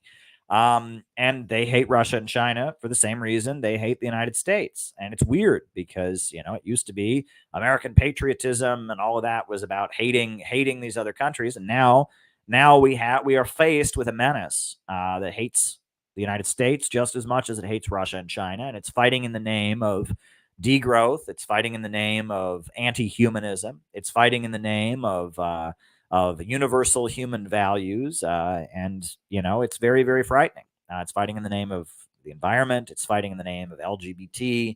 But it sees human beings themselves as the problem, as a cancer on Mother Earth that needs to be eradicated. It's very, very frightening. A very, very frightening situation. Lionel has a question, and you're on the list. You're on the list, Lionel. All right. John McCarthy has another point. Russia and China are loudly saying it's time for action for a two-state solution. Do you think they will back it up? Good question. I saw that was said by the Russian foreign minister, Sergei Lavrov, that he made a very, very strong statement to the effect of now is the time for a two-state solution, and that Russia and China are being more critical of Israel than they have ever been before. Both of these countries recognize Israel, have diplomatic relations with Israel. And in the past, I remember Putin would say very pro-Israel things. He would say Israel's just defending itself, etc. He ain't saying that this time. At this point, it seems like the alliance, the way things have lined up, Russia and China are saying this is an emergency. We need a two-state solution now. We need the Palestinians to have their own state, their own, recognized territories that Israel leaves. We need to do something to just recognize the Palestinians' right to be Palestinians. We need to recognize that, or else, this is going to go crazy. Now, a lot within the Palestinian movement reject two-state solutions. They say that Israel doesn't have a right to exist because it's on stolen land from the Palestinians, and that Israel, because it denies the citizenship of Palestinians, right? It's a Jewish state for Jews, a state to serve Jews, and not a state for Arabs, not a state for other groups, that Israel itself should not exist. And that is the position of Hamas. That is the position of Hezbollah. That is the position of the more radical wing of the Palestinian movement. Now, the PLO signed the Camp David Accords and recognized Israel's right to existence and embraced two-state. And I think the two-state solution is the position of the Communist Party. That is the position of Democratic Socialists of America. So it's complicated. It's complicated, right? Now, it's interesting as you have Zionists, a lot of pro-Israel forces that recognize a two-state solution also. You got J Street. And I think the Democratic Socialists of America, though it's harshly critical of Israel, is in favor of a two-state solution, not a one-state solution. They're not against an Israel, right? And that's where it gets complicated, right? Right. So that's we're used to hard Zionism, right? I'll just talk about this for a minute. And if anyone has more super chats, keep them rolling in, right? Hard Zionism. Which is something that I really didn't deal with until I was in New York City. When I was a kid, my mother is very pro-Israel, for religious reasons. I dealt with Christian Zionists who supported Israel because of, the Bible, because that was part of being an evangelical Christian. but I had not dealt with Jewish Zionists, and I dealt with them when I was in college. And then when I moved to New York City, I worked at an insurance firm, and they were hardcore Zionists. And, Netanyahu supporting hard right Zionism that's pretty straightforward. They think Muslims are all terrorists. They think that Israel is an outpost. They're civilized Europeans, and that the Muslims are all a bunch of savages. They believe that any criticism of Israel is a plot to kill the Jews. They believe the Jews must have their homeland, and that anyone who opposes them is a terrorist. And they're pretty blatant. And I mean, hard right Zionists will defend apartheid in South Africa. They'll say, oh, apartheid, fell apart, and now look how bad South Africa is. They'll say apartheid was better in South Africa. Seriously. They're pretty repugnant, right? And they're pretty racist. They hate Muslims. They hate Arabs. They hate non-Jews. They think the world is in a conspiracy against non-Jews, etc. Right? That's hard right Zionism.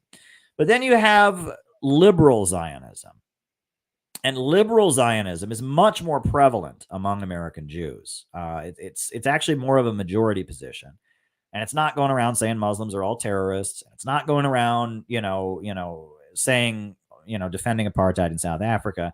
Instead, it's based on this kind of victim mentality. Everyone's an anti-Semite. Everyone's out to get the Jews. That's one big part of it, right? And that people criticize Israel. Why don't they criticize this other country that violates human rights? Oh, but you just have to criticize Israel because you hate Jews. That's what it is, right? And it's like, well, how about we criticize Israel because the USA gives them billions of dollars every year? How about we criticize Israel because it's basically an outpost of the US, which is our government? No. The only reason you would criticize Israel, sure, Israel does bad things, but this other country somewhere did something bad. You didn't criticize them because you hate Jews. You just hate Jews. There's that, and that's part of it. And then another part of it is that a lot of soft Zionists, liberal Zionists, will say they're for a two-state solution. They'll say we're critical of Israel. Yeah, we know Israel's done a lot of bad things, but an Israel needs to exist. And that's how they frame their arguments, right? And it's kind of like, we know that they'll say things like, we know that what do they say? They say, we know that Israel's done a lot of bad things. We think the Palestinians need their own state, but, we Jews, we just can't have a government with Arabs and Muslims. We have to have our own state. We have to have our own state, and just asking us to give up statehood, we just can't do that. There has to be somewhere else to go. This is one I've heard is when the next Holocaust happens, we have to have somewhere to flee. That's a really common one. That's soft Zionism. That's probably the majority opinion. What's interesting is that soft Zionism has gotten much, much more pro-Palestinian, which is interesting, right? Linda Sarsour, for example, she is, she's an advocate of, she's just a pro-imperialist puppet. She lives in Brooklyn. She's the token, Muslim of the Democratic Party of New York City. Thank you, Gala. She's the token Muslim of the Democratic Party of New York City. She is anti-Israel, but, they had the Women's March against Donald Trump that happened on the U.S. Capitol. And Linda Sarsour bragged to Haaretz magazine about how she made sure that all the Muslims who came to the Women's March against Trump, not a single one of them brought signs condemning Israel. She bragged about this to Haaretz, to the main Israeli newspaper. And that Linda Sarsour, the liberal Zionists love her, even though she's anti-Israel, right? She's anti-Israel, and all that. But her whole thing is attaching Muslims to U.S. regime change operations around the world. And her whole thing is, attaching Muslims to liberals in the United States and having dialogue with liberal Jews, and they love her, right? And I Stand With Linda was a big hashtag. All kinds of big Zionists were tweeting out, I stand with Linda Sarsour. And, it's like, it's complicated, right? When we talk about a two-state solution, there's a lot of Zionists that are for a two-state solution. And I think, right now in Israel, and this is worth pointing out. See, Netanyahu, he's a right-wing Israeli. He's from that hard Israeli right wing, right? The people who think all Muslims are terrorists, the people who just want to wipe out and kill the Palestinians. That's who Netanyahu is for. And there's a big effort to drive Netanyahu out of office because his politics hurts the global imperialist system overall. It may benefit Israeli settlers.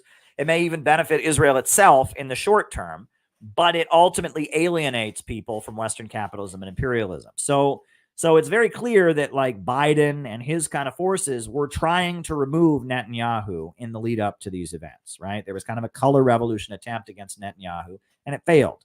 And that in Israel, the Netanyahu forces tend to have a majority because of all the Jews who fled after the fall of the Soviet Union. And that's very interesting, right? It used to be liberal Zionists had a very clear majority in Israel, right? When Israel started, they presented themselves like they were going to be a socialist commune in the desert, right? The Labor Party, Haganah, was the majority party. The Kibbutzim, right, which are these socialist communes that they set up, were a big part of it.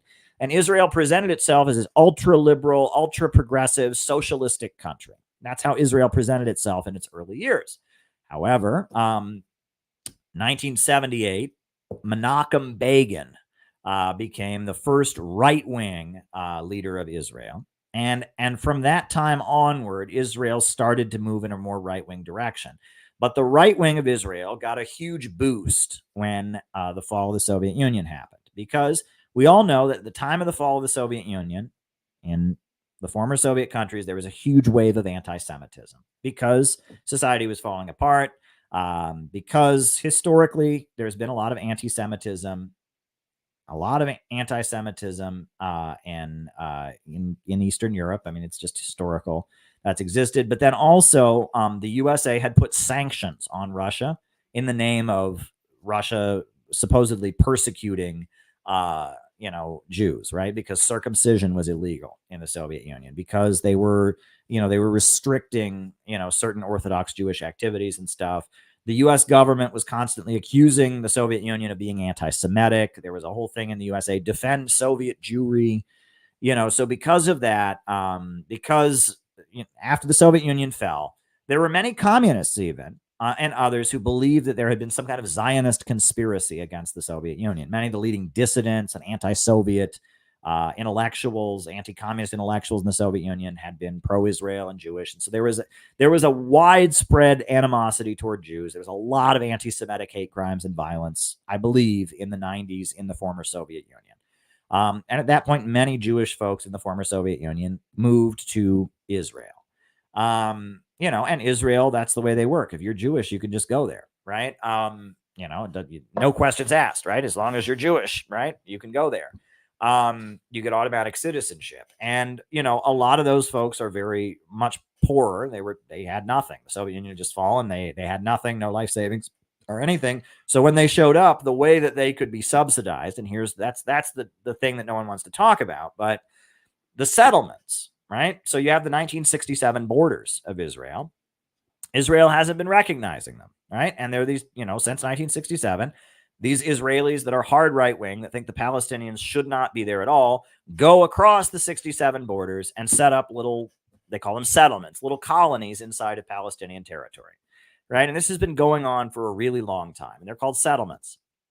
Well, if you do a settlement, you basically get to live for free. The Israeli government subsidizes the settlers like crazy. Their food gets paid for. It's like subsidized by the government, right? So the settlements are where a lot of the Eastern European Jews who fled after the fall of the Soviet Union, they didn't have anything. So where did they go? They went to the settlements. They went to southern Israel to the settlements. And they started setting up there. And so the hard Israeli right tends to be Eastern European folks who fled after the fall of the Soviet Union, who are poorer, and they now are the majority. It's a slim majority, but they're the majority in Israel. You have the hard Israeli right, whereas liberal Jews, the Labor Party, those kind of parties are starting to be a minority.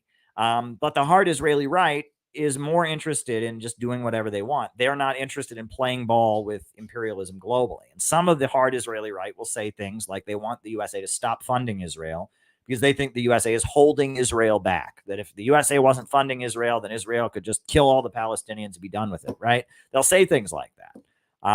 And so the hard Israeli right has been gaining the upper hand gradually since 1978. But now they pretty clearly have it. And the color revolution that Biden tried to pull off to remove Netanyahu didn't work. So there you go. That's kind of my thoughts on that whole situation. I mean, I hope that answers your question, John, but, and this is all important, right? I mean, I'm against Israel, period. Right. I'm not for Netanyahu. I'm not for the moderates in Israel, but again, you have to know this politics, and that, again, there's no big Zionist conspiracy that runs the world. Let me just emphasize this, okay? The whole anti-Semitic thing about the protocols, the elders of Zion, all that's bullshit. And the reason that you can tell it's bullshit is because there's really big differences in Israel right now, right? Netanyahu and his people want something very, very different than what their rivals want. And right now, I think probably the bulk of the U.S. imperialists don't like Netanyahu, and they wish Netanyahu would not be doing the kind of things he's doing. And that yes, there is one imperialist system. There's the Western imperialist system, but there are contradictions within it. There are divisions in the ruling class. There are factional divides, and that Netanyahu has aligned himself with Trump, has aligned himself with the hard Israeli right, whereas the liberal Zionists have aligned themselves elsewhere, and that this stuff is complicated. It's not so simple. It's not so simple. Okay. All right. Panos says, your interview with Angela McCurdle is a seminar of knowledge and serenity. Thank you. Well, hey, I'm really glad I did that interview. I think it was really one of the most important conversations that I've ever done, because Angela's a good person.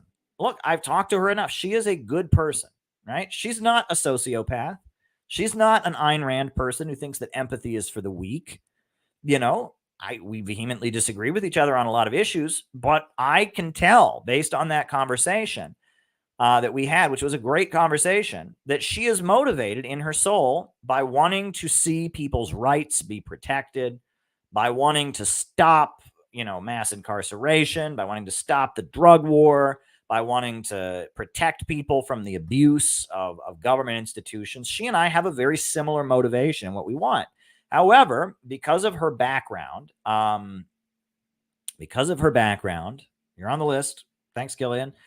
Because of her background and because of, where she's from a red state, like I am. Her father was a minister from the Christian Missionary Alliance Church, which is a church that is involved in doing, outreach in communist countries and is tied to anti-communist forces around the world. She's going to have a very negative view of communism. And just like any rational human being, she's terrified of the woke left. The woke left is a nightmare. So, but yet, in her libertarianism, she has come to a correct understanding of the Russia-Ukraine conflict. She's come to a correct understanding of many of the issues that we're on the same side about, but she just has it in her head that communism is evil, that free markets are the solution. So we had a dialogue, a friendly conversation. She wants to do it again. Great. I would love to do it again. I would absolutely love to do it again. I look forward to it. It's supposed to be on the 22nd of October. We're going to have yet another conversation. I am looking forward to it because I can tell she's coming from a good place, and that it's better for me to talk to someone like that. That conversation, Panos, you're praising me for how educational it was. Right, because I answered questions. I didn't assume my audience knew anything, right? I just answered it, and I gave standard Marxist arguments about very tough issues like crimes against humanity.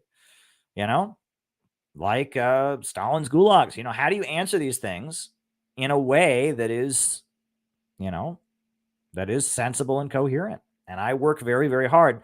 That kind of conversation I had on there, I want you to be able to have that conversation with your friends, with your coworkers, with your students, your fellow students, your classmates at university, your family members. I want you to be able to have those conversations. That's why I have them so much. I want to talk to non-communists, and I want to be able to give the message in a coherent way. So I think it was a great conversation. And I think there's many people that are libertarian because they're disgusted by the woke left and they believe in economic growth. Well, I believe that if you're disgusted by the woke left and you believe in economic growth, you should be a communist, because communism is the real solution there. But if you don't come to that conclusion on your own, why would you, right? The woke left are labeled communists. Some of them even claim to be communists falsely, right? And, it is the libertarians that are out there, protesting against the wars. They're labeled as a threat by the FBI. If you're against the American deep state and what it's doing, I can see why libertarianism would be one of the main places you would go. Well, I gave my explanation of why I don't think it's the answer. And that brings me to, Lumpia's question. What are the similarities and differences between Marxism and libertarianism? Well, as far as similarities, we both believe in economic growth. That's a big one. You would think that that would be just called common sense these days, but it's not. It is not common sense anymore. There's, a lot of forces out there that think economic growth is somehow bad, right? That tends to be pretty widespread in our time. Somehow economic growth is bad. Well, we both believe in economic growth. Number two, we both would like to maximize human liberty. We would like to create a society with freedom, with total freedom. We want to minimize coercion. We want to minimize social hierarchies that are imposed. Obviously that was important to distinguish. She said, well, what about people being better than other people at sports? Well, that's not a hierarchy, right? That's not someone coercing someone else, right? That's just, some people are better athletes than others. We would like to minimize situations where people are forced to do things against their will. We would like to maximize the level of human freedom. Differences, obviously, I think probably the biggest difference is that we take a long-term view of human civilization, and we view things like rights and liberties in the context of the economic mode of production, whereas libertarians see them in a very abstract way. They see freedom and tyranny, people trying to encroach on our freedoms and people trying to assert freedoms, and they project, the struggle, the push and pull of liberal democratic Western societies between individual freedom and authoritarianism, Bonapartism. They project that onto all of human history.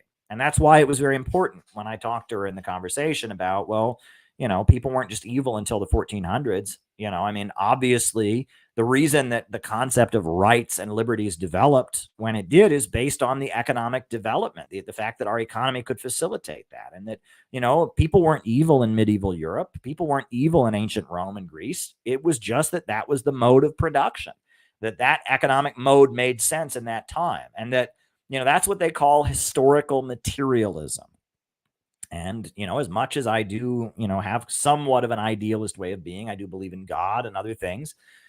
I can't deny that historical materialism is the largest impact on my understanding of history, because only historical materialism can give you this kind of understanding, right?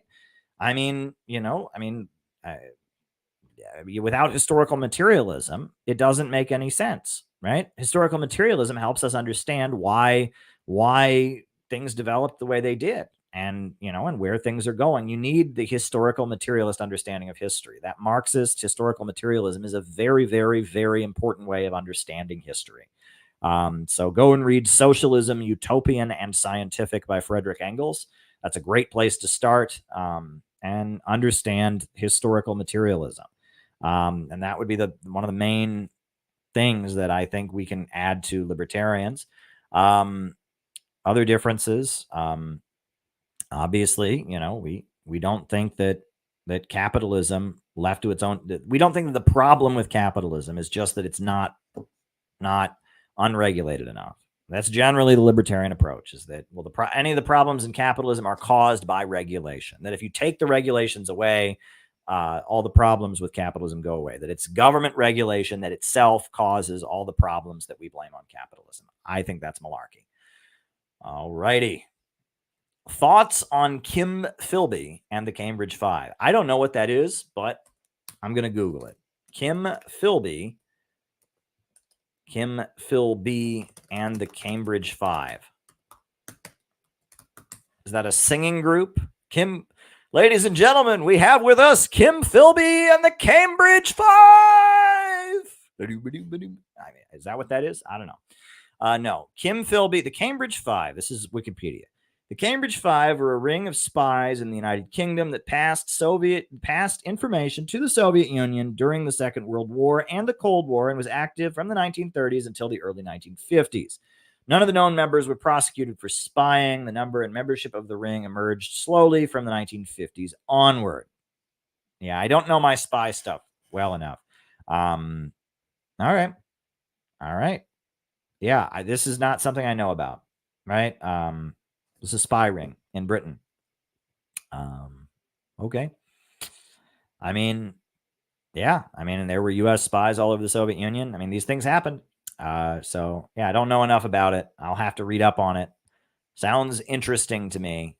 You know, I read about obscure topics and stuff like that. And Victory Jen, I wish I could give you more of a thorough answer. This is just not something I've dug into, but I can always learn about it. All right. With the ongoing geopolitical conflicts, the West is spread thin. Do you think China could take this as an opportunity to suppress Taiwan separatists or even invade, as the West suggests? I really think that China doesn't want to wage a war against Taiwan because of the fact that they consider the people on the island of Taiwan to be their brothers. They're Chinese as well. And that would involve a lot of people on Taiwan dying. And I think that China is doing everything it can to not take the bait. The USA wants that to happen. Now, the USA wants to provoke a premature military retaking of the island of Taiwan so they can use that to demonize China so that there will be death of lots of Chinese people on both sides.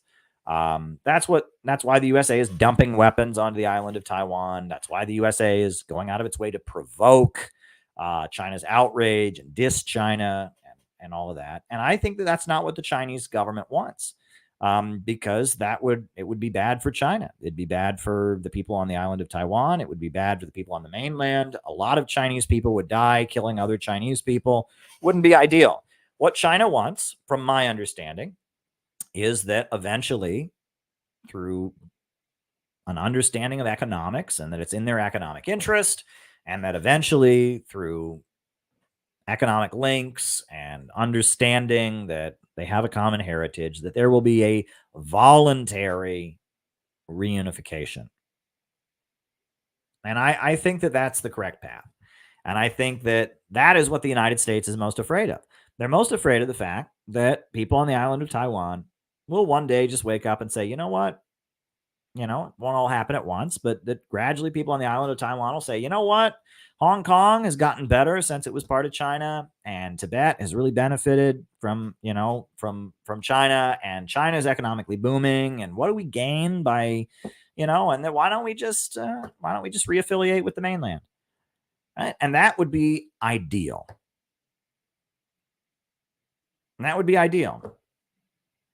So, that's what I think should happen. And no, I don't think that, that I think that is what the USA is desperately trying to provoke, because they want to be able to demonize China. And China's smarter than that. China's not going to take the bait, right?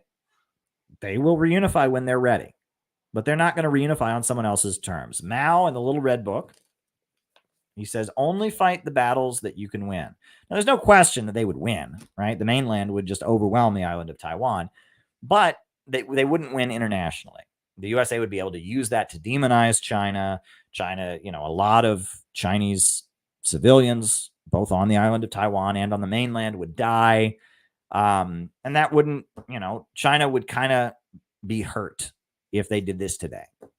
But I think that reunification will happen, but it will happen when it can be done in a way that is largely to China's benefit and does not have a dramatic international cost. That's my thinking. It's going to happen. It's going to happen. Okay. It is definitely going to happen. Taiwan will rejoin the government on the mainland, and they will have one China, right? And that's going to happen. The question is, will it happen prematurely in a way that hurts China, or will it happen strategically in a way that benefits China? And I think China's smart enough to not take the bait and do it prematurely. But who knows? Who knows? All righty. Hi, Caleb. Big fan. I would like to know your thoughts on Project 2025 and MAGA fascism. It seems an attempt to expedite capitalism into a fascist solution. Well, I don't think MAGA is fascist, but I'm curious what this, I'm going to Google Project 2025. Project 2025. Project 2025, Presidential Transition Project. Project 2025 is a plan to reshape the federal government in the event of a Republican victory in the 2024 presidential election. Established in 2024, the project seeks to recruit thousands to come to Washington, D.C. to replace existing employees, to restructure the federal government as to further the agenda and policies of Donald Trump. Oh, okay. Not familiar with that. There you go. Project 2025. Well, we ought to look into what it is, because I have a feeling that Donald Trump could very, very well win the upcoming election. Now, that said, Donald Trump, many people have, someone sent me something recently where it was pointed out, if Donald Trump doesn't win in 2024, he doesn't win the election, he's going to prison for the rest of his life. Donald Trump is going to bet his life on this upcoming election. And I think, honestly, in a weird way, the American people are going to respect that.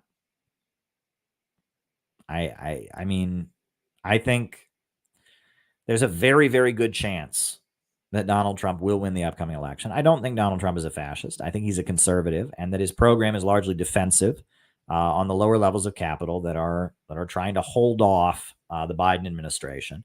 Donald Trump did a lot of bad things as president. Murdered Qasem Soleimani, moved the U.S. embassy to Jerusalem. He's a blatant supporter of Israel. Donald Trump is bad in a lot of ways. But his presidency was kind of a holding action to prevent the march toward woke fascism.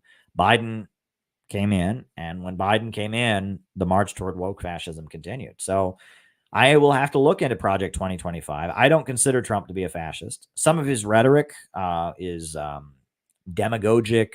Some of his rhetoric is, what would you call it? His rhetoric is, he demonizes immigrants, demonizes Muslims to some degree, but all the criticisms of Donald Trump are for things he said. But all my criticisms of Biden are for things he did. How many Biden supporters, Hillary Clinton supporters did Donald Trump jail? I know he said lock her up, but did he do it? No. Donald Trump did not jail a single Democrat during his presidency. How many Trump supporters has Biden jailed?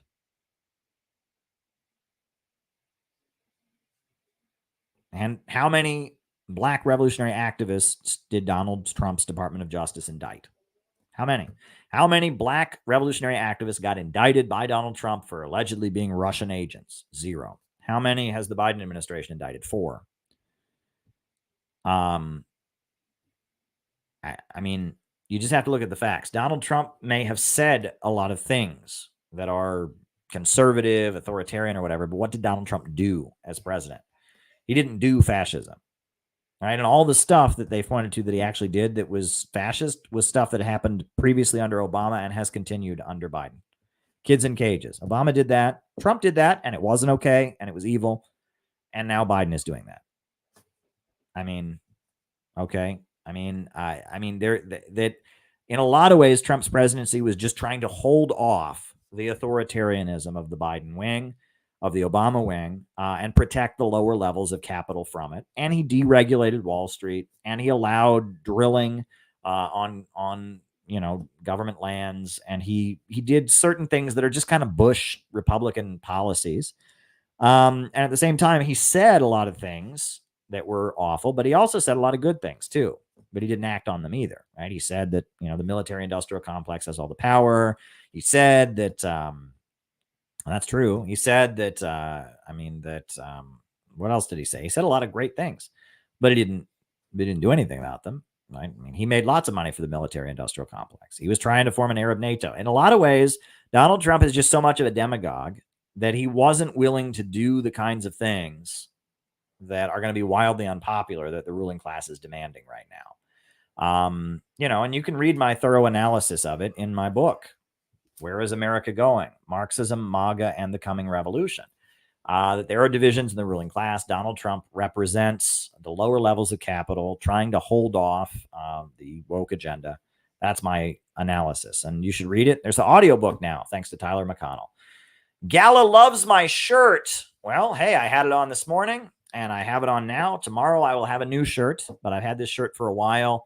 It's not exactly plaid, right? It's not a lumberjack shirt, but it kind of is, right? I mean, it's not full on lumberjack, but it's, it's plaid, right? It's not, this isn't like a suave, I don't know. This is a unique kind of shirt. This is a winter shirt. It's a long sleeve shirt. It's a little warm, it's getting to be a little chilly here. So there you go. Thank you, Gala. And always a pleasure to interact with you. Best wishes out in Texas.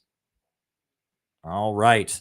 Marion Williamson is pretty much J Street. Yeah, and I think the J Street view is becoming the view of the Democratic Party. J Street is a liberal Zionist organization. They protest when Israel does particularly nasty things to Palestinians. They will call out Israel for bad things it does, but they are pro-Israel, right? It's a pro-Israel, but harshly critical lobby group. They're called J Street. And that is more or less the AOC view. That is more or less the Bernie Sanders view. That is more or less the DSA view, right? Now it's a matter of emphasis. You have to remember that. DSA, you'll notice, the DSA groups right now, they're marching in the streets with Palestinian flags. They're playing up how pro-Palestine they are. But if you really press them, they still believe in a two-state solution. They still believe that an Israel should exist. So they're still kind of Zionists, but they're harshly critical. AOC, who's a member of DSA and is in Congress, is passing statements saying, oh, got to support Israel, and Bernie is doing the same thing. He's a member of Congress who's also in the DSA, and they talk out of both sides of their mouth. And that's what you have to watch out for the liberal Zionists, right? Is the liberal Zionists, they are happy to admit Israel does bad things. They're happy to admit that Israel does bad things. They are happy to say that Palestinians have suffered, but there's still this belief that Israel must exist as Israel, right? Not that a state there that would grant rights to all the people there. No, that Israel must exist as Israel. There's still that. And then there's this weird, there's always a secret Nazi conspiracy. Anyone who disagrees with them is a secret Nazi. Russia is Nazi. China is Nazi. So liberal Zionism is toxic, but it talks out of both sides of its mouth. And what I will say is that, Vosh, for example, is a liberal Zionist, right? I mean, you watch his broadcast, everything he says, everyone is a Nazi. Everyone is a Nazi. There's a secret conspiracy in the government to persecute Jews. When he's heard me say, one time he said, Caleb, he always criticizes things like the Pentagon, things like Wall Street. So that means he clearly hates Jews. Like, no, I don't. I don't hate Jews. But he's saying that. Right. And he's saying that because it's like feeding this liberal Zionist conspiracy theory that there's this vast conspiracy against Jews. The logical conclusion of that is they need their own state to be protected. Right. However, Vosh, he says things that are anti-Israel, but they're like so ridiculous. You almost get the idea he's just going through the motions. One of the things he claims, like one time he said like he wanted to destroy Israel. He wanted to nuke Israel or something like that. Yeah. No one says that. Right. Nobody says that. I would never say that. I'm anti-Israel, but I would never advocate nuking Israel. Even the most virulent anti-Semitic Palestinian wouldn't say that, because if you nuked Israel, a bunch of Palestinians would die. But that's like proof that Vosh is anti-Israel, as he got his Twitch stream taken down one time because he said he wants to nuke Israel. Well, he's full of shit. He doesn't want to nuke Israel. He's probably pro-Israel, but he threw that out there. He said, what's like the most extreme anti-Israel thing I can say? And he said that, right? But if you listen to Vosh, his streams very much follow this narrative that there is this vast conspiracy against the Jews, that anyone who's pro-Russia or pro-China is secretly plotting to kill the Jews, that Donald Trump, even though he was an ardent supporter of Israel and moved the embassy to Jerusalem, somehow Donald Trump wants to kill all the Jews. That's Zionism, right? That's a Zionist narrative. And if you follow it to its conclusion, well, then obviously Israel has to exist because there's this vast conspiracy against the Jews. They need their own states. That's Zionism. It's just subtle. Right. And they can admit that Israel does bad things because they see that. Right. But there's still the underlying mythology of Israel, which is that Jews are the most persecuted people ever. that all non-Jews are bloodthirsty anti-Semites, and so they have to have their own place to run to. They couldn't possibly just live with the rest of us because we're all just bloodthirsty anti-Semites. That's the foundational myth of Israel, and liberal Zionists and J Street still believe that. Borat. Watch the movie Borat, right? That is a Zionist film, right? It's made by a very pro-Israel comedian, Sacha Baron Cohen. And if you watch it, Borat is this caricature of a Central Asian guy who walks around and is an idiot, just an idiot anti-Semite, right? And he walks around, he thinks Jews have horns, and he walks around. But the joke of Borat, if you watch it, is not that Borat is this bumbling fool who does gross things and acts a fool, right? That's not the joke. The joke in Borat is that he goes around America and gets Americans to say, to go along with him, right? Like he goes into this bar, right? There's one of the classic Borat routines is he goes into this bar dressed as country singer and he says, "Oh, I sing song from my country." And he gets this whole crowd of, country music fans to start singing, "Throw the Jews down the well." What's he saying there, right? Deep down, country music fans were all, Nazis or all bloodthirsty anti-Semites. No, they're not. He led the crowd to do that. But you watch it, it's like the message of his comedy sketch, of Sacha Baron Cohen's comedy sketch, is how he convinced all these Texan people to show how they really feel. They all want to kill all the Jews. Well, no, they don't. No, they don't. Right? People in Texas don't want to kill all the Jews. But Zionists think that. Zionists have it in their head that yes, they do. And so the sketch, the Sacha Baron Cohen, his whole thing is a liberal Zionist kind of propaganda, message, right? Is that deep down, we Americans are all a bunch of Borats, right? Borat is a gross racist caricature of a Central Asian guy who is an idiot and an anti-Semite. But then as the fictional character Borat, Sacha Baron Cohen goes around and gets Americans to do racist things. That's the joke. And it's a Zionist message, right? I mean, it's kind of like Hannah Arendt and her Eichmann in Jerusalem. Eichmann was just an ordinary guy. He may have run gas chambers and put innocent people in gas chambers, but deep down, he was just an ordinary person. And that's because these ordinary people are all a bunch of Nazis, and we, the great intellectuals, we need to be protected from them. And populism is very dangerous because that mobilizes the ordinary people. That's Zionism, right? That is a Zionist message, right? It's this elitism. It's this contempt for the people. And we can understand where it came from, okay? We're not saying that anyone who gets drawn into this kind of thinking is a bad person. We're not saying that, right? Pogroms, where mobs of people would go and burn Jewish villages, that might lead one to the conclusion. The Holocaust, where millions and millions of Jews were thrown into gas chambers and the world didn't care. I can see why people would come to this conclusion. And so we have to recognize that Zionism has developed the way it developed based on genuine experience of hundreds of years of real persecution, of being set aside. In feudalism, Jews were allowed to lend money, whereas most people were not, right? And so they were separated from society, and they were a special group of people that was allowed to lend money, had their own city, their own village. And then when the economy would get bad, the king would rile up all the population to go burn down the Jewish ghetto and kill them all. Hundreds of years, Jews have been subjected to this segregation from European civilization, this special, they've been the outsider and the scapegoat for hundreds of years.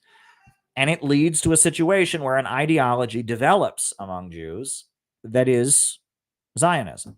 But Marxism is also very popular among Jews as well, right? Many Jews, based on their experience of being ostracized and kicked out of society, many of them developed an interest in the labor movement and class struggle and solidarity and breaking down these barriers. So it goes both ways. Until the Holocaust, the majority of Jews in the world were communists, were Marxists, social democrats, communists, anarchists. And it was only after the Holocaust that, because the Holocaust didn't happen in Britain, where Zionism was headquartered, the World Zionist Organization, and because the Holocaust was blatant persecution of Jews, Zionism got the upper hand among Jews after the Holocaust. And that's a tragedy, right? But as you can read many, many places, until then, there was a fight among the Jewish people between the Zionists and the Marxists. And the Zionists considered Marxism to be their greatest enemy. Theodor Herzl thought that communism was the greatest threat because communism said to Jews that they should drop the notion of being separate and that they should have solidarity with other workers. And he thought that was the greatest threat. Theodor Herzl was a nationalist, right? So you need to understand all of this. This is all very, very complicated, right? It's all very, very complicated. And there's a very simplistic way of understanding these things. But you know, Zionism is what it is, and Zionism must be opposed. I mean, Stalin, he made clear, Lenin also, Zionism is a reactionary trend of the Jewish bourgeoisie, right? It is, you know, and it is an attempt to foment Jewish nationalism, and it's always been in alliance with British imperialism, right? I mean, the only reason that we started to see mass settlements, you know, was because of the Balfour Declaration. It was a lot of wealthy British folks who, you know, promoted and supported, you know, Zionism and the project of moving Jews to Palestine. And then it was ultimately the United States, you know, that created Israel and is now the biggest financial backer and supporter of Israel. Joe Biden said on the floor of Congress that if Israel didn't exist, it would be necessary for the United States to create one in order to carry out its interests in the Middle East, right? So we have to understand it this way, you know, and I mean, this is all a risk to talk about, but I've been so badly canceled, whatever, you know, but we have to understand these things. So there we go. All righty. Who is Golda Meir and what is her role in Zionism? She was one of the early presidents of Israel, and she's a Labor Party, Israeli Labor Party. She was like a social democratic president of Israel in its early years, right? I know that much, right? She was before Israel took its right turn. She was a prime minister of Israel, right? Right, from 1969 to 1974, the fourth prime minister of Israel, and she was very, very liberal. She was associated with the Labor Party, with Haganah, you know, yeah. So, yeah, I mean, that's who she was. She was a very key figure in the early years of Israel, and she eventually became prime minister as a woman. Not many women heads of state in history, but she was one of them, and she was from the liberal background. She's of Russian extraction, Russian historically, right? She became a Zionist, associated with, moved to Israel, was living in the settlements that were in existence. Yeah, there you go. There you go. Golda Meir. So there you go. I don't know what more Killian, I don't know if there's more that you you guys right, she said Jordan was for the Palestinians. Yeah, so I don't know if there's more that you want me to say about her. You know, yeah, this is just false. Yeah, this is utterly false, right? Marxists took over Zionism. False, right? Yeah, this is ridiculous. This is absolutely ridiculous. You know, the Soviet Union was the main backer and armor, you know, gave weapons to the Palestine Liberation Organization. You know, the Palestinian movement is heavily associated with Marxism.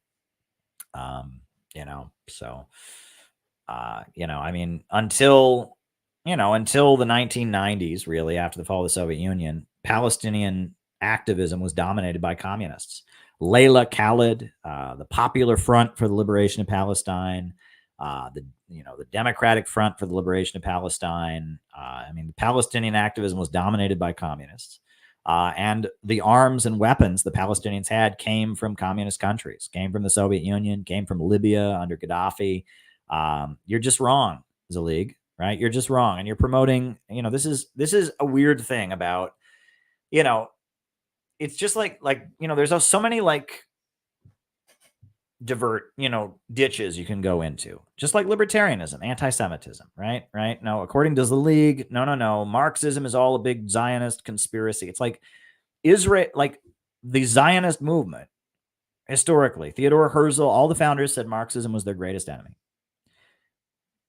And what country was the biggest arming and supporter of the Palestinian resistance? Communists, right? At this point, right?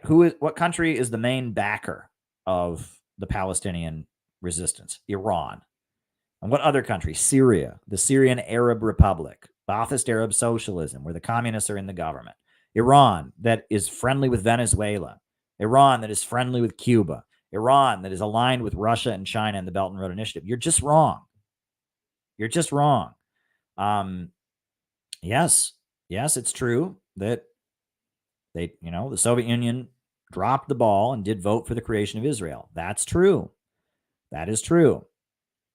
However, almost immediately afterwards, they started catching rings of Israeli spies in the Eastern Bloc and executing them.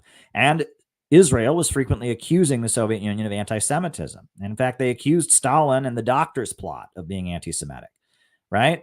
So you're just wrong there. And you said Ben-Gurion was a Marxist. Ben-Gurion was a social democrat.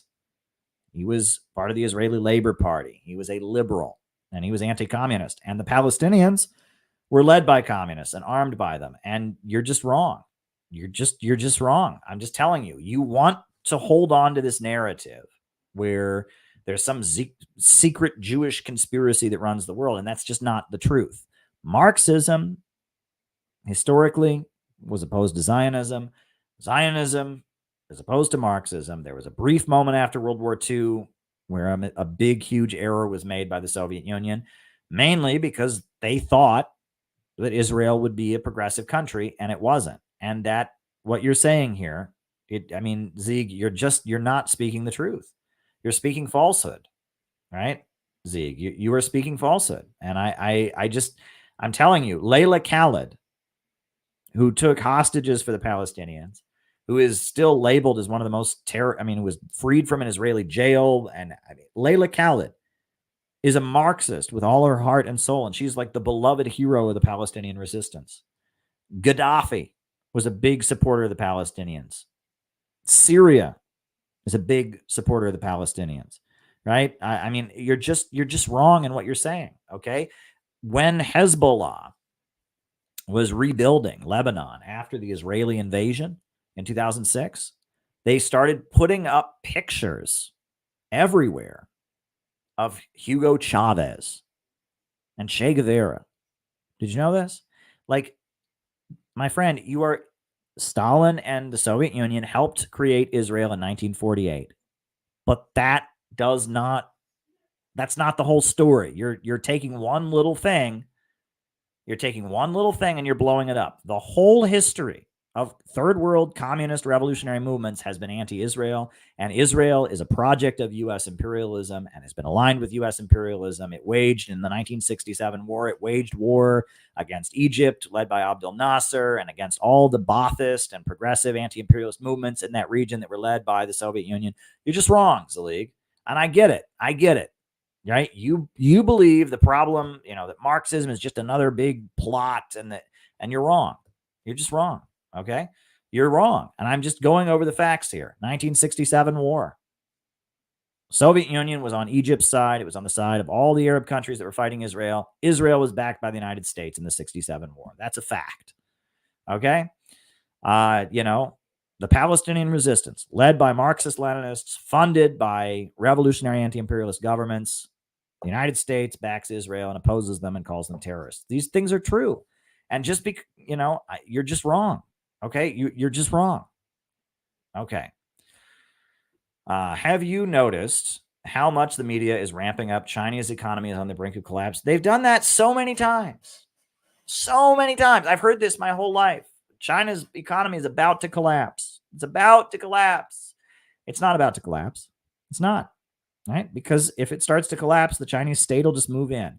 In 2015, the Chinese stock market dropped very dramatically, lost a whole bunch of points.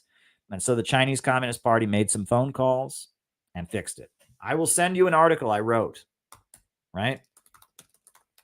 I will send you an article that I wrote at the time. One of my better articles that I wrote when I was writing op-eds for the RT website. The collapse that never happened. China bounces back. And read about how when the Chinese stock market began to plummet, the Chinese Communist Party just stepped in and said, nope, nope. And they solved it, right? Read it. Collapse that never happened. In 2015, the Chinese stock market took a tumble and it made no difference. And the Chinese economy just said, problem solved, right? Go and read this article I wrote.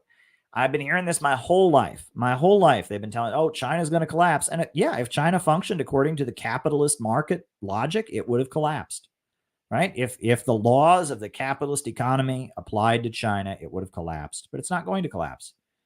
Not going to collapse. Not going to collapse. Not going to collapse. All righty, folks. Well, listen, it's been fun. I'll be back. Most likely, I'll be on tomorrow at noon. I'm going to set a live stream tomorrow at noon. I'm doing 2 a day now. 2 a day. Because, got to keep going. Got to build the channel. So working from home, I might as well stream, right? So I'm going to do 2 a day. So I'll be back on tomorrow at noon. Probably won't do 2 on Wednesday or Friday. But I think I'll be doing 2 a day most days because you just got to keep this going. So, all right. See you all tomorrow at noon. Different people can watch in different parts of the world. That's how this works. So I'm going to put on the closing music and I'm out. All righty. Thanks, everybody. Upsurge. In the struggle against U.S. imperialism is now emerging throughout the world. Ever since World War II, U.S. imperialism and its followers have been continuously launching wars of aggression. But the people of various countries have been continuously waging revolutionary wars to defeat their aggression. While the danger of a new world war still exists, and the people of all countries must get prepared, revolution is the main trend in the world today.